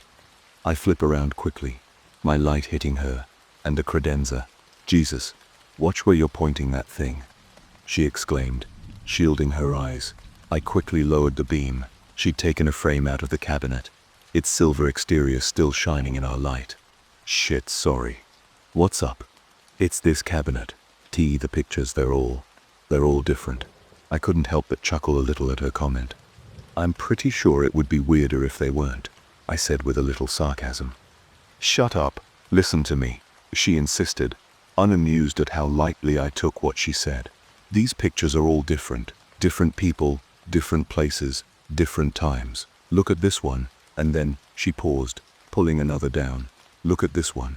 I set my flashlight down on the counter, taking both photos in my hands. The one in my left seemed to be from the 1920s or 30s. The couple pictured in their Sunday best. The quality of the image was grainy without even a hint of color. The one in my right was a bizarrely different story. It was a Polaroid awkwardly put into a frame that didn't quite fit. The photo captured a completely different couple standing atop a mountain, wide smiles while raising their climbing axes in victory. Their clothes were bright, vibrant colors that couldn't have been from anything other than the 1980s. What the fuck are these two pictures doing in the same cabinet? This one I understand. I started, gesturing to the older photo. But this, I mean there's no way somebody was living in this house in the 80s. They're all like that. They're all from totally different time periods, and totally different people in each one. They aren't family photos, they're all couples, during the best times of their lives, she deduced. But why?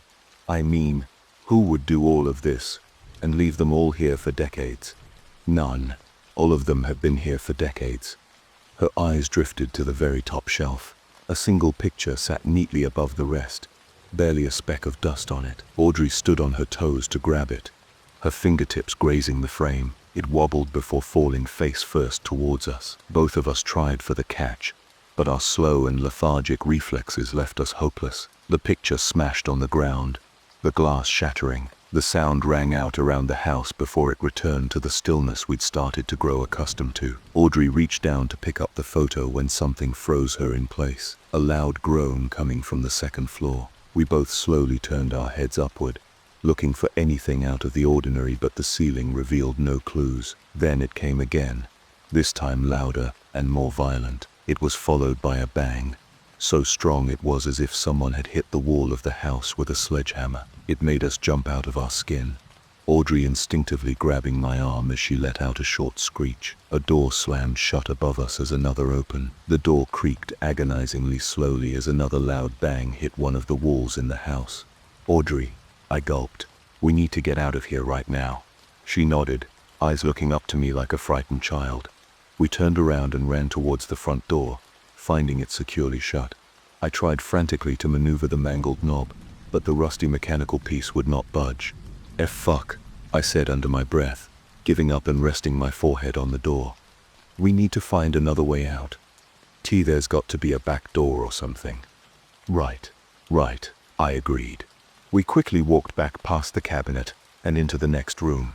It had likely once been a dining room, an old chandelier still hanging precariously from the rotted-out ceiling. In the center of the space, instead of a dining set, was a huge dark stain on the floor. Old candles burned down to the wick were haphazardly placed around it. The room felt colder than the rest of the house, colder than the beating rainstorm outside. It was so cold that we could make out frost on the remaining glass in the window frames. What the fuck is this? Audrey asked softly, her voice weak. I don't know, but it doesn't matter. The back door, remember? I reminded her with urgency in my voice. That Charlie. This looks. She was cut off short by a painfully familiar sound. Soft, shallow crying echoed through the house. It was just slightly muffled, as if it was on the other side of the drywall, but it was here, echoing inside the decaying house. I didn't have to say another word. Audrey abandoned the bizarre room, and we both made it into the kitchen as the whimper started to increase its intensity. Just as it had out in the woods, the kitchen door had been bashed in long ago. Pieces of wood and glass scattered across the floor around the doorway, but in its place was a solid sheet of plywood. Above the old sink was a window, however it had been smashed with shards of glass, creating a line of razor teeth around the opening. What do we do? Are we trapped in this house? Audrey started to wonder, realizing the situation was looking less than ideal. No, there's got to be another way. Maybe the basement cellar door? Maybe. I froze as I tried to speak, stunned at what I was hearing. Footsteps, not creaks or groans of the house in the wind, not branches from trees outside falling to the ground. Footsteps, with the same slow and uneven movement as what we'd heard before. But this time, it was right above us. Something was in the house with us, and we froze in terror. I tried to snap back to reality, praying Audrey would shake me free of my fear, but it held strong. She was gripping my arm again, staring at the open doorway which led into the dark room before us. The light of the moon casted a dramatic light on the far wall which highlighted the old pieces of wallpaper which desperately clung on. But that light became obscured A shadow slowly lurched into our view as it made its way down the final stair. It was barely discernible what the shadow was, just that it was a person, or at the very least masquerading as a person. As the shadow moved across the wall, the crying grew louder. It grew angrier. It grew more passionate. Audrey and I tried to shine our light into the room, but the shadow did not dissipate. It simply continued to approach us, and we soon realized that our eyes were playing tricks on us. It was no longer a shadow on the wall. It was standing directly in front of us. Lightning struck outside, an unsettling boom, rattling the house as a flash of light shot through the openings in the old windows. Dramatic shadows casted sharply against the walls, distorting the shape that stood in front of us. Audrey and I stood frozen as shadow had seemingly disappeared in the flash.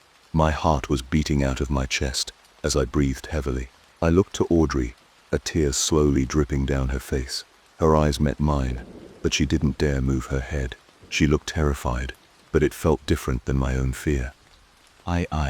She started to stay as her throat bottled up. She swallowed hard as she tried to speak. I can still feel it, she whispered. Dee, did you just touch my leg? I stared at her, my face a mess of terror. I frantically shook my head, my body rigid and stiff. She nearly broke down at that moment, but something stopped her. A tug at her leg in the darkness. She was yanked harshly off her feet, her head smacking the old hardwood floor of the kitchen. Audrey let out a scream as she fell, quickly being dragged into the next room. The darkness of the space seemed to grow more intense, my eyes barely able to see past her torso into the darkness. I leaped to the floor and grabbed her hand as she was being tugged aggressively around the corner. The tension on her arms was strong as I tried to hang on tight. She looked at me, crying hysterically as we desperately tried to lock our hands, but the rain had left them wet and slippery. See Charlie, please. I don't want to die. I don't want to die, she cried out as the lightning struck once again.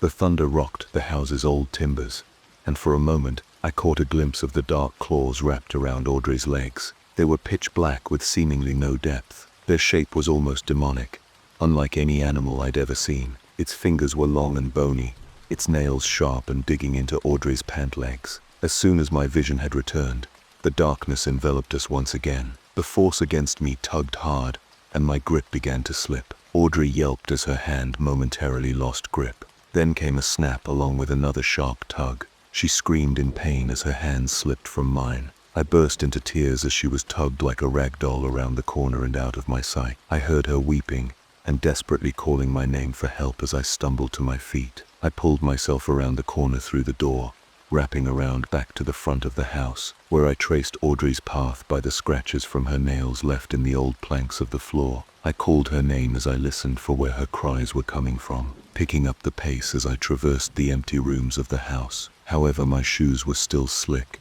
and in my haste I slipped and fell forward to the floor. I cursed myself out as I felt a shot of pain in my left ankle. I barely gave my own pain a thought, however, as I hobbled to my feet once again. Breathing heavily, I rounded one final corner as I heard the stairs begin to creak and groan. I could hear Audrey flailing as she desperately tried to release herself from the demon's iron grip. I tortuously listened as her head thunked against each of the steps, while she was helplessly dragged to the second floor. I could effortlessly count the thuds as I reached the bottom of the banister.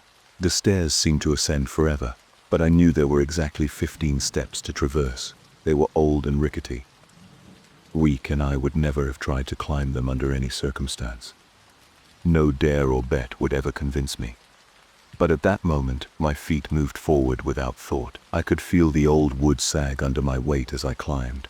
My ankle roared in pain as I reached the top of the stairs. I grasped onto the railing as one of the two doors in front of me slammed shut.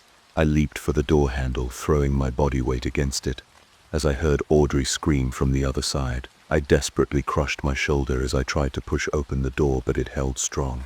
I cried as I felt more and more helpless by the minute. I slumped down at the bottom of the door, my eyes drifting to the open door next to me. The moonlight shined through the window into the room, perfectly silhouetting a human figure slumped against the wall. I limped towards the room, pushing open the cracked door and nearly gagging from the smell. It was a man, likely in his early 50s. He was sitting upright against the empty wall, limp and lifeless. Blood streaked from his head and down his torso. His face was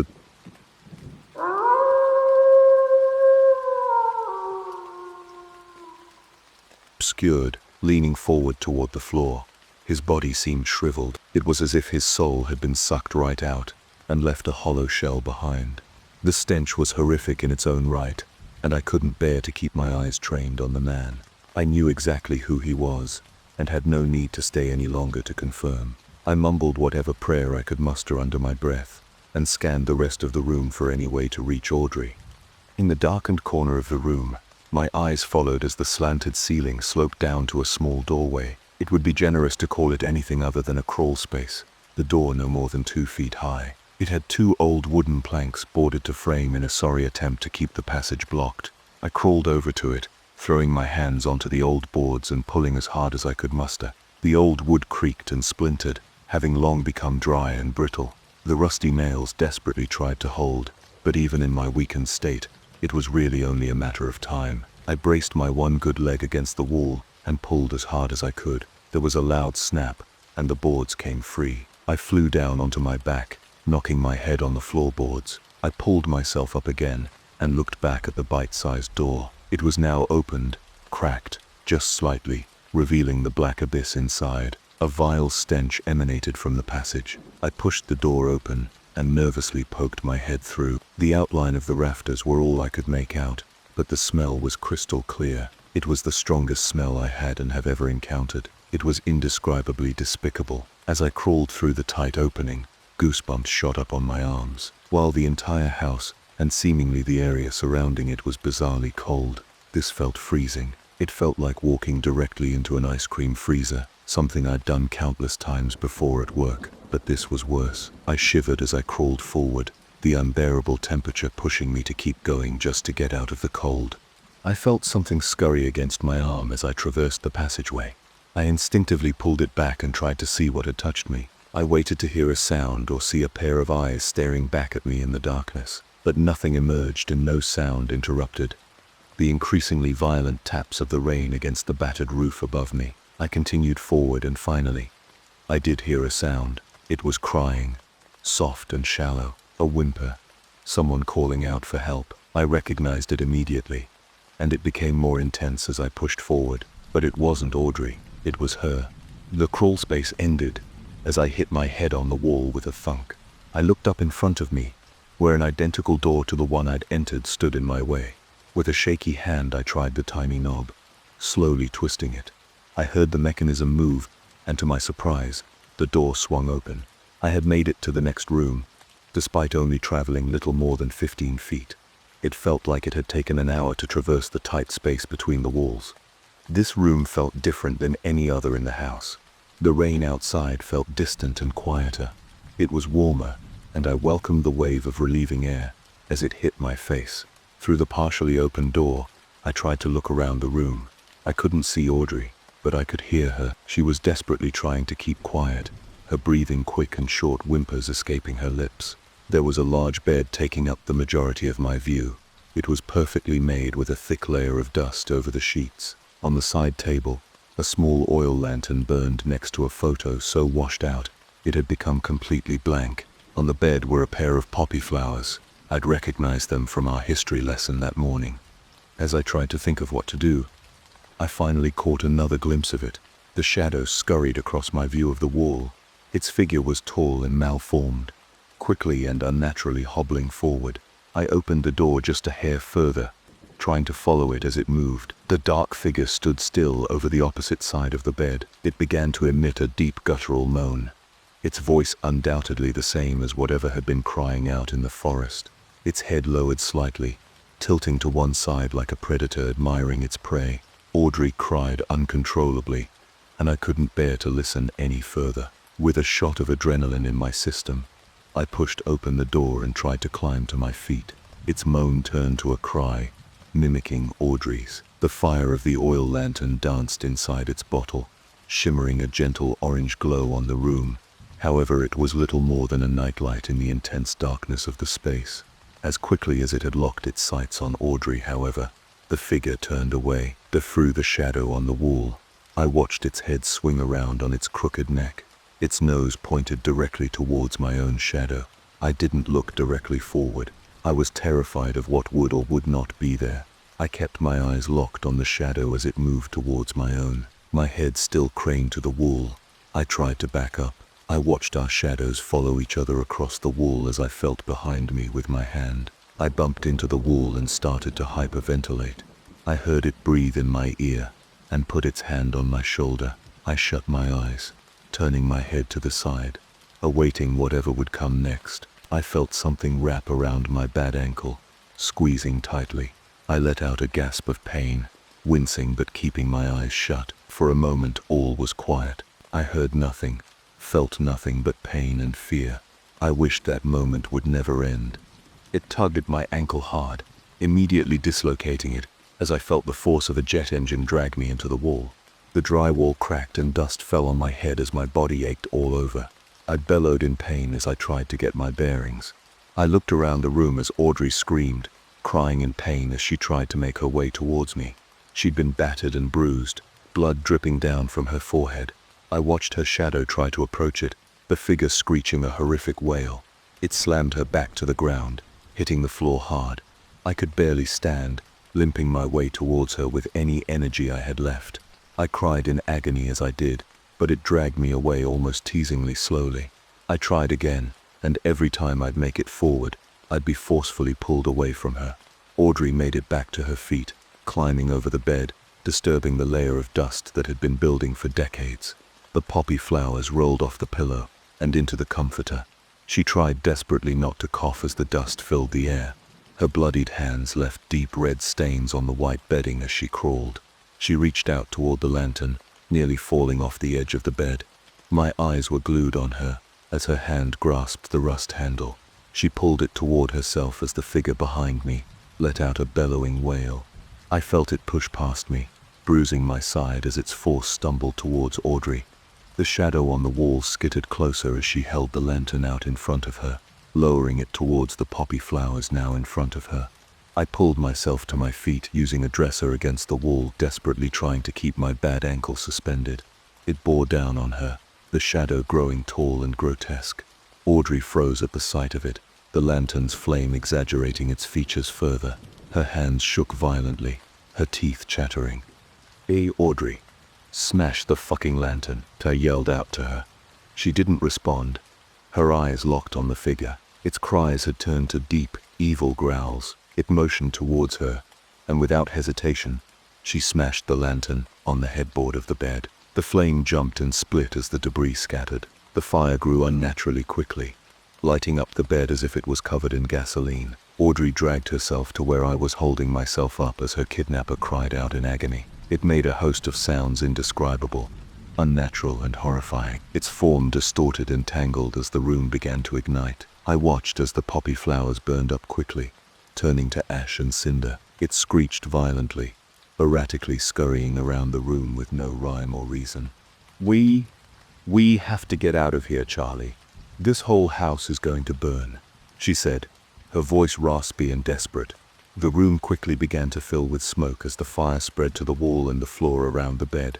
The figure was obscured, only its tangled outline visible through the haze. Its scream sounded as if hell itself had risen on the other side of that smoke. I coughed violently, my chest aching as I tried to look for a way out. My eyes started to water and grow irritated as I tried the door to my right. It didn't so much as move a millimeter. I tried to make out anything around the room, looking for an escape route other than the passage I'd entered through.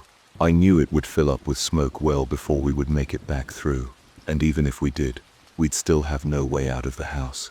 My gaze stopped on the window across the room.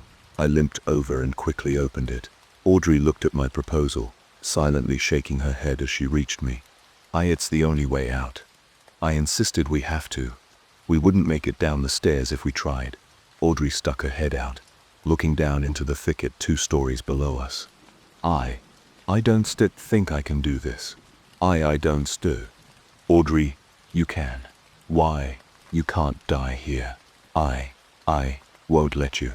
I insisted. She didn't answer, simply adjusting herself as she carefully swung her nearly limp leg out over the windowsill. The sound of the rain battled with the crackle of the fire behind us as thunder boomed above us, shaking the entire structure. Her entire body shook vigorously as she hesitated to take the leap. I tried not to show it, but the sight of her over the edge terrified me more than it did her. She tried to let go and lean forward, but her body forced her back, tears starting to emerge as she broke down. She looked back at me, as fearful as I'd ever seen her despite what we had just gone through. I simply nodded, trying to hold back my own emotions as the blaze behind me began to warm my back. She shut her eyes, turned her head back around, and within a moment, she was gone.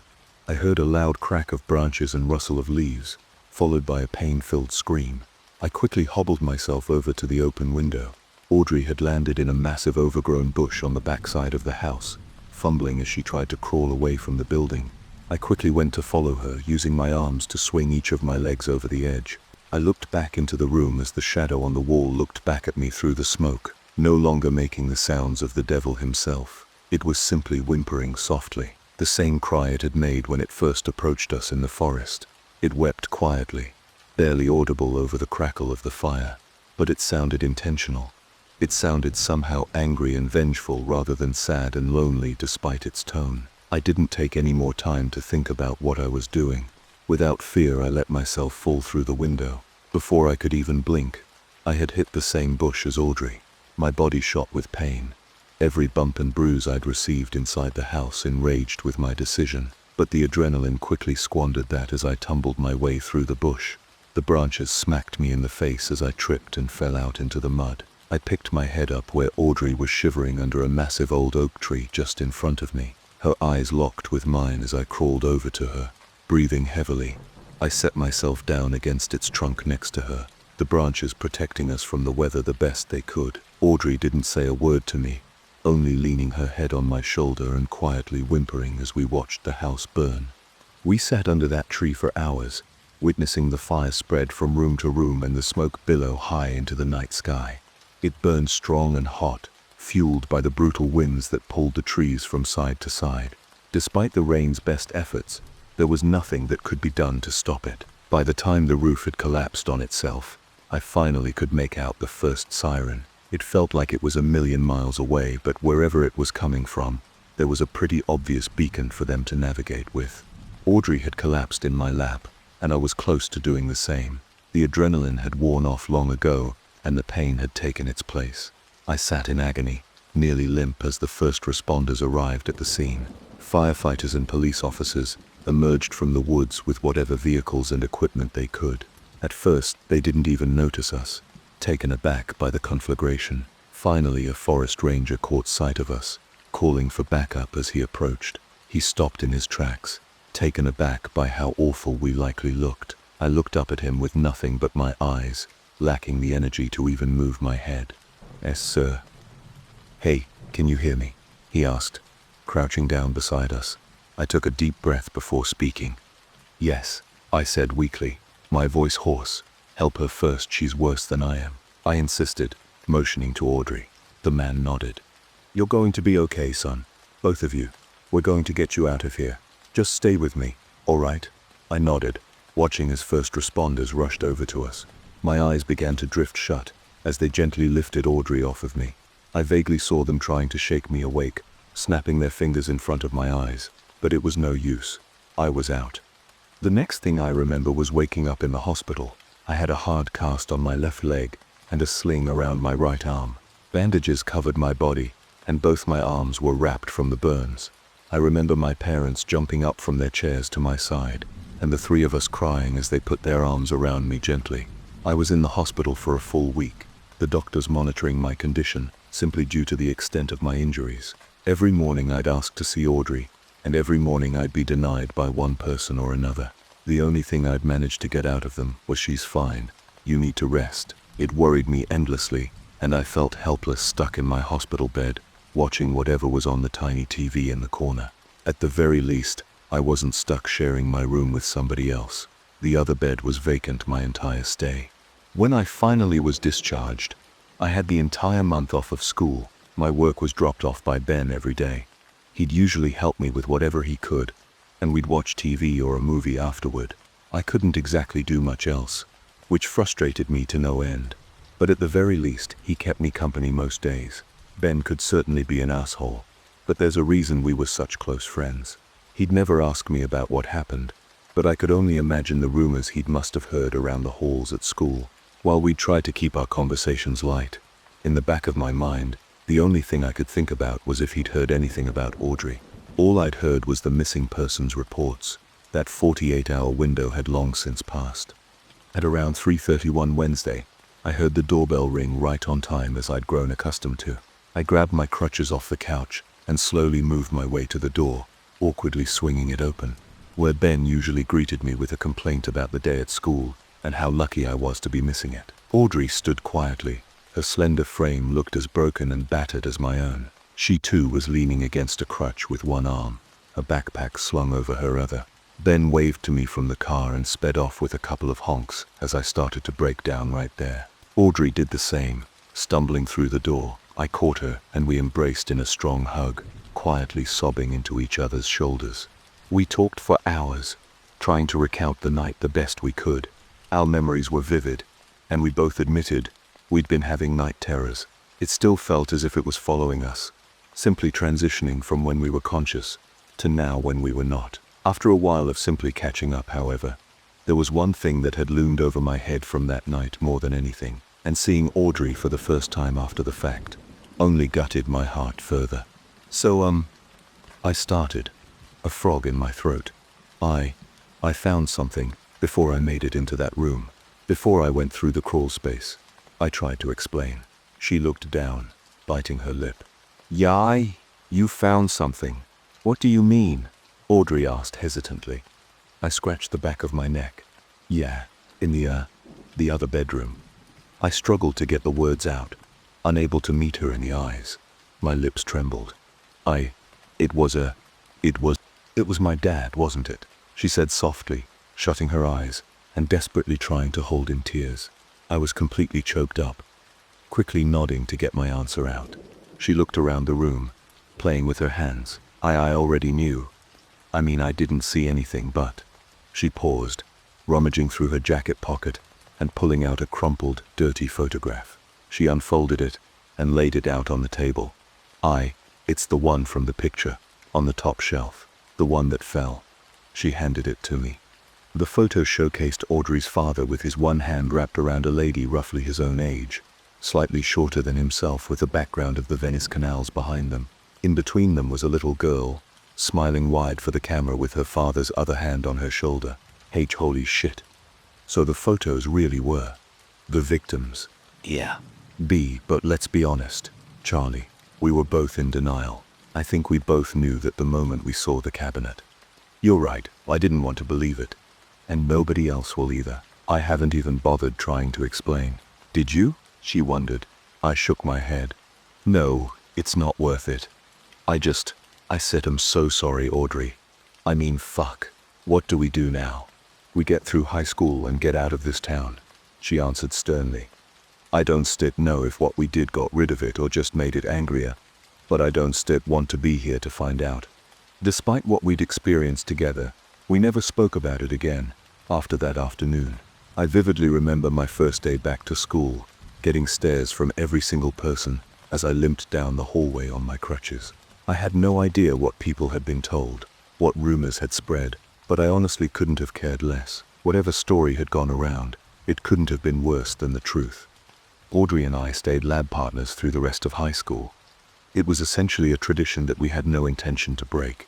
She and Carl eventually broke up, but it was inevitable. She wasn't the same after that night. He just couldn't understand what had happened and how it had changed us so much. Luckily for me, he didn't suspect she was cheating on him. We never were more than friends, and we liked it that way. I don't think either of us wanted to admit it, but seeing each other brought up memories of that night. And despite sometimes needing each other's comfort on bad days, other days it would be hard to even make eye contact. When we finished high school, we stuck to what we'd said. We left Hillsborough far behind us. Neither of us ever said why we were so adamant to skip town, but I imagine it wasn't hard to connect the dots. Audrey ended up in Salt Lake City, going to the University of Utah after ending up with a guy named Peter. From what I was able to gather, Peter was a widower with his newlywed wife being killed in a T-bone car crash. Audrey had known them both since college, and I suppose they reconnected after that incident. I was honestly surprised that Audrey had started seeing a widower, considering what had happened to us when we were younger. But maybe it had an opposite effect than I imagined it would. She helped bring Peter out of a depression. And honestly, if anybody could do it, it would be Audrey. She always had a way of pushing people forward. I didn't stray as far, only ending up in Boston after going to college in Pittsburgh. And as much as I hated to admit it, my own love life had not improved as much as I'd hoped since high school. Hillsborough, despite me constantly checking any and all news sources, stayed dead quiet. The town had not a single noteworthy event since we'd left. Nothing since the fire. No missing hikers. No ghost sightings. Nothing that went bump in the night. I didn't hear from Audrey as often after the first couple of years. We'd occasionally reach out to each other just to check in, but it was never much of a conversation. There was just simply a baseline care for each other, if for nothing else to make sure one another was still alive. That was until 2 nights ago. I was laying in bed, doing what I usually was doing at 3 a.m. on a Tuesday morning, sleeping.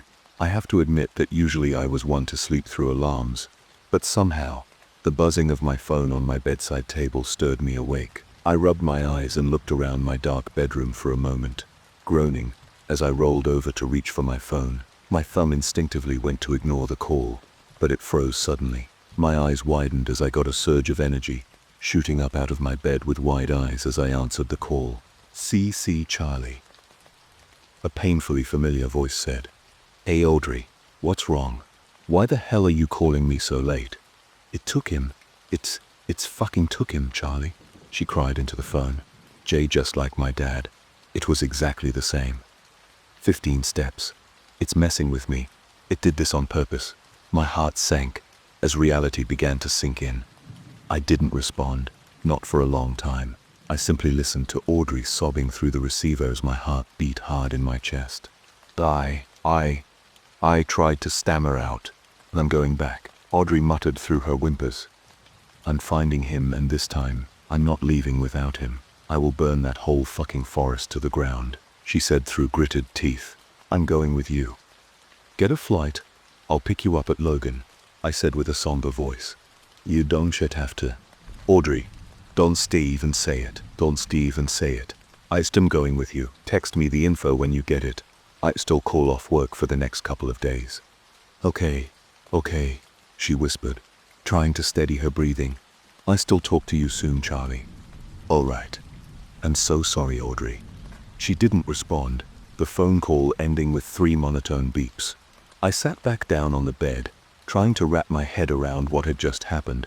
I sat in silence for a while, just trying to imagine the idea of going back into that forest. It terrified me.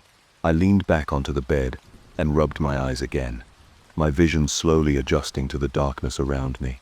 I let out a long sigh and pulled myself back to my feet. I looked down at my left leg. It had taken months to heal and even longer to walk normally again. It felt so long ago, but so vivid, like it could have been yesterday. Audrey arrived that afternoon, taking the next flight out in the morning. When we saw each other for the first time, it was a bizarre experience. She looked the same as she did when I'd last seen her that summer before college. Even though so many years had passed, it was as if no time had at all. She reached up and wrapped her arms around me, nearly leaping off the ground. I embraced her hug, rubbing her back like a father to his scared child. But while I tried to remain composed, I was terrified. The car ride back to New Hampshire couldn't have felt shorter. Audrey and I made small talk to try to distract ourselves. But most everything we spoke about we already knew. It was all surface level, simply trying to distract ourselves from our ever-encroaching fate. When we crossed the border, the feeling inside the car grew grim. We didn't even attempt to speak to each other, both lost in our own thoughts.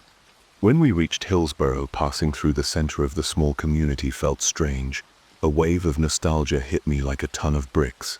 Despite still reading up and seeing pictures about the town all the time, seeing it in person again felt different. It felt like home. As much as I hated to admit it, I tried not to look at anything or anyone, focusing my attention on the road ahead. I'd booked us a room at the 1830 House Motel. It was just across the road from the Franklin Pierce homestead, the white colonial standing proudly with a yellow school bus parked in the gravel lot beside it. As quickly as we checked into the sad and dated motel room, we ran back. This time, We didn't have Audrey's father's supplies to rely on. We gathered everything we needed and racked up a bill I'm not proud of, but neither of us could have cared less. Last night, we both slept like rocks, exhausted from the traveling and emotionally drained. Today, we prepared as best we could, trying to counter any scenario we could have faced and any scenario we already had. Despite it all, however, neither of us felt confident when we told ourselves we were ready. And now I'm sitting here, on the saggy mattress of this shitty motel room, writing this as some kind of last word. I'm a nervous wreck, and so is Audrey. She's trying to take her mind off it by watching TV, but the service in this place is terrible. She can barely get anything other than local stations. She's waiting for me to finish this, and then we're supposed to head out. But honestly, I almost don't want this to end. I'd do anything to delay what we are about to do, but I know the longer we wait, the worse our chances are. I don't know if this was worth even typing out, but I thought if something were to happen, it's better the truth be out there than not, even if nobody believes it. It's 9:28 p.m., Thursday, May 9th, 2019. My name is Charlie Wilcox. I'm 26, and I'm with Audrey Shepherd, also 26. We're in Hillsborough, New Hampshire, and tonight we're going to look for Peter Norden of Provo, Utah. We're searching in the Low Forest State Park and entering through the Wenny-Baker Trailhead southwest of Thompson Hill. All right, I can't stall this any longer. I've said what I needed to say. I'm trying my best to make my peace with what we're about to do, but I don't think I ever truly can. Not until it's over, not until we know for sure one way or another that it won't torment us any longer.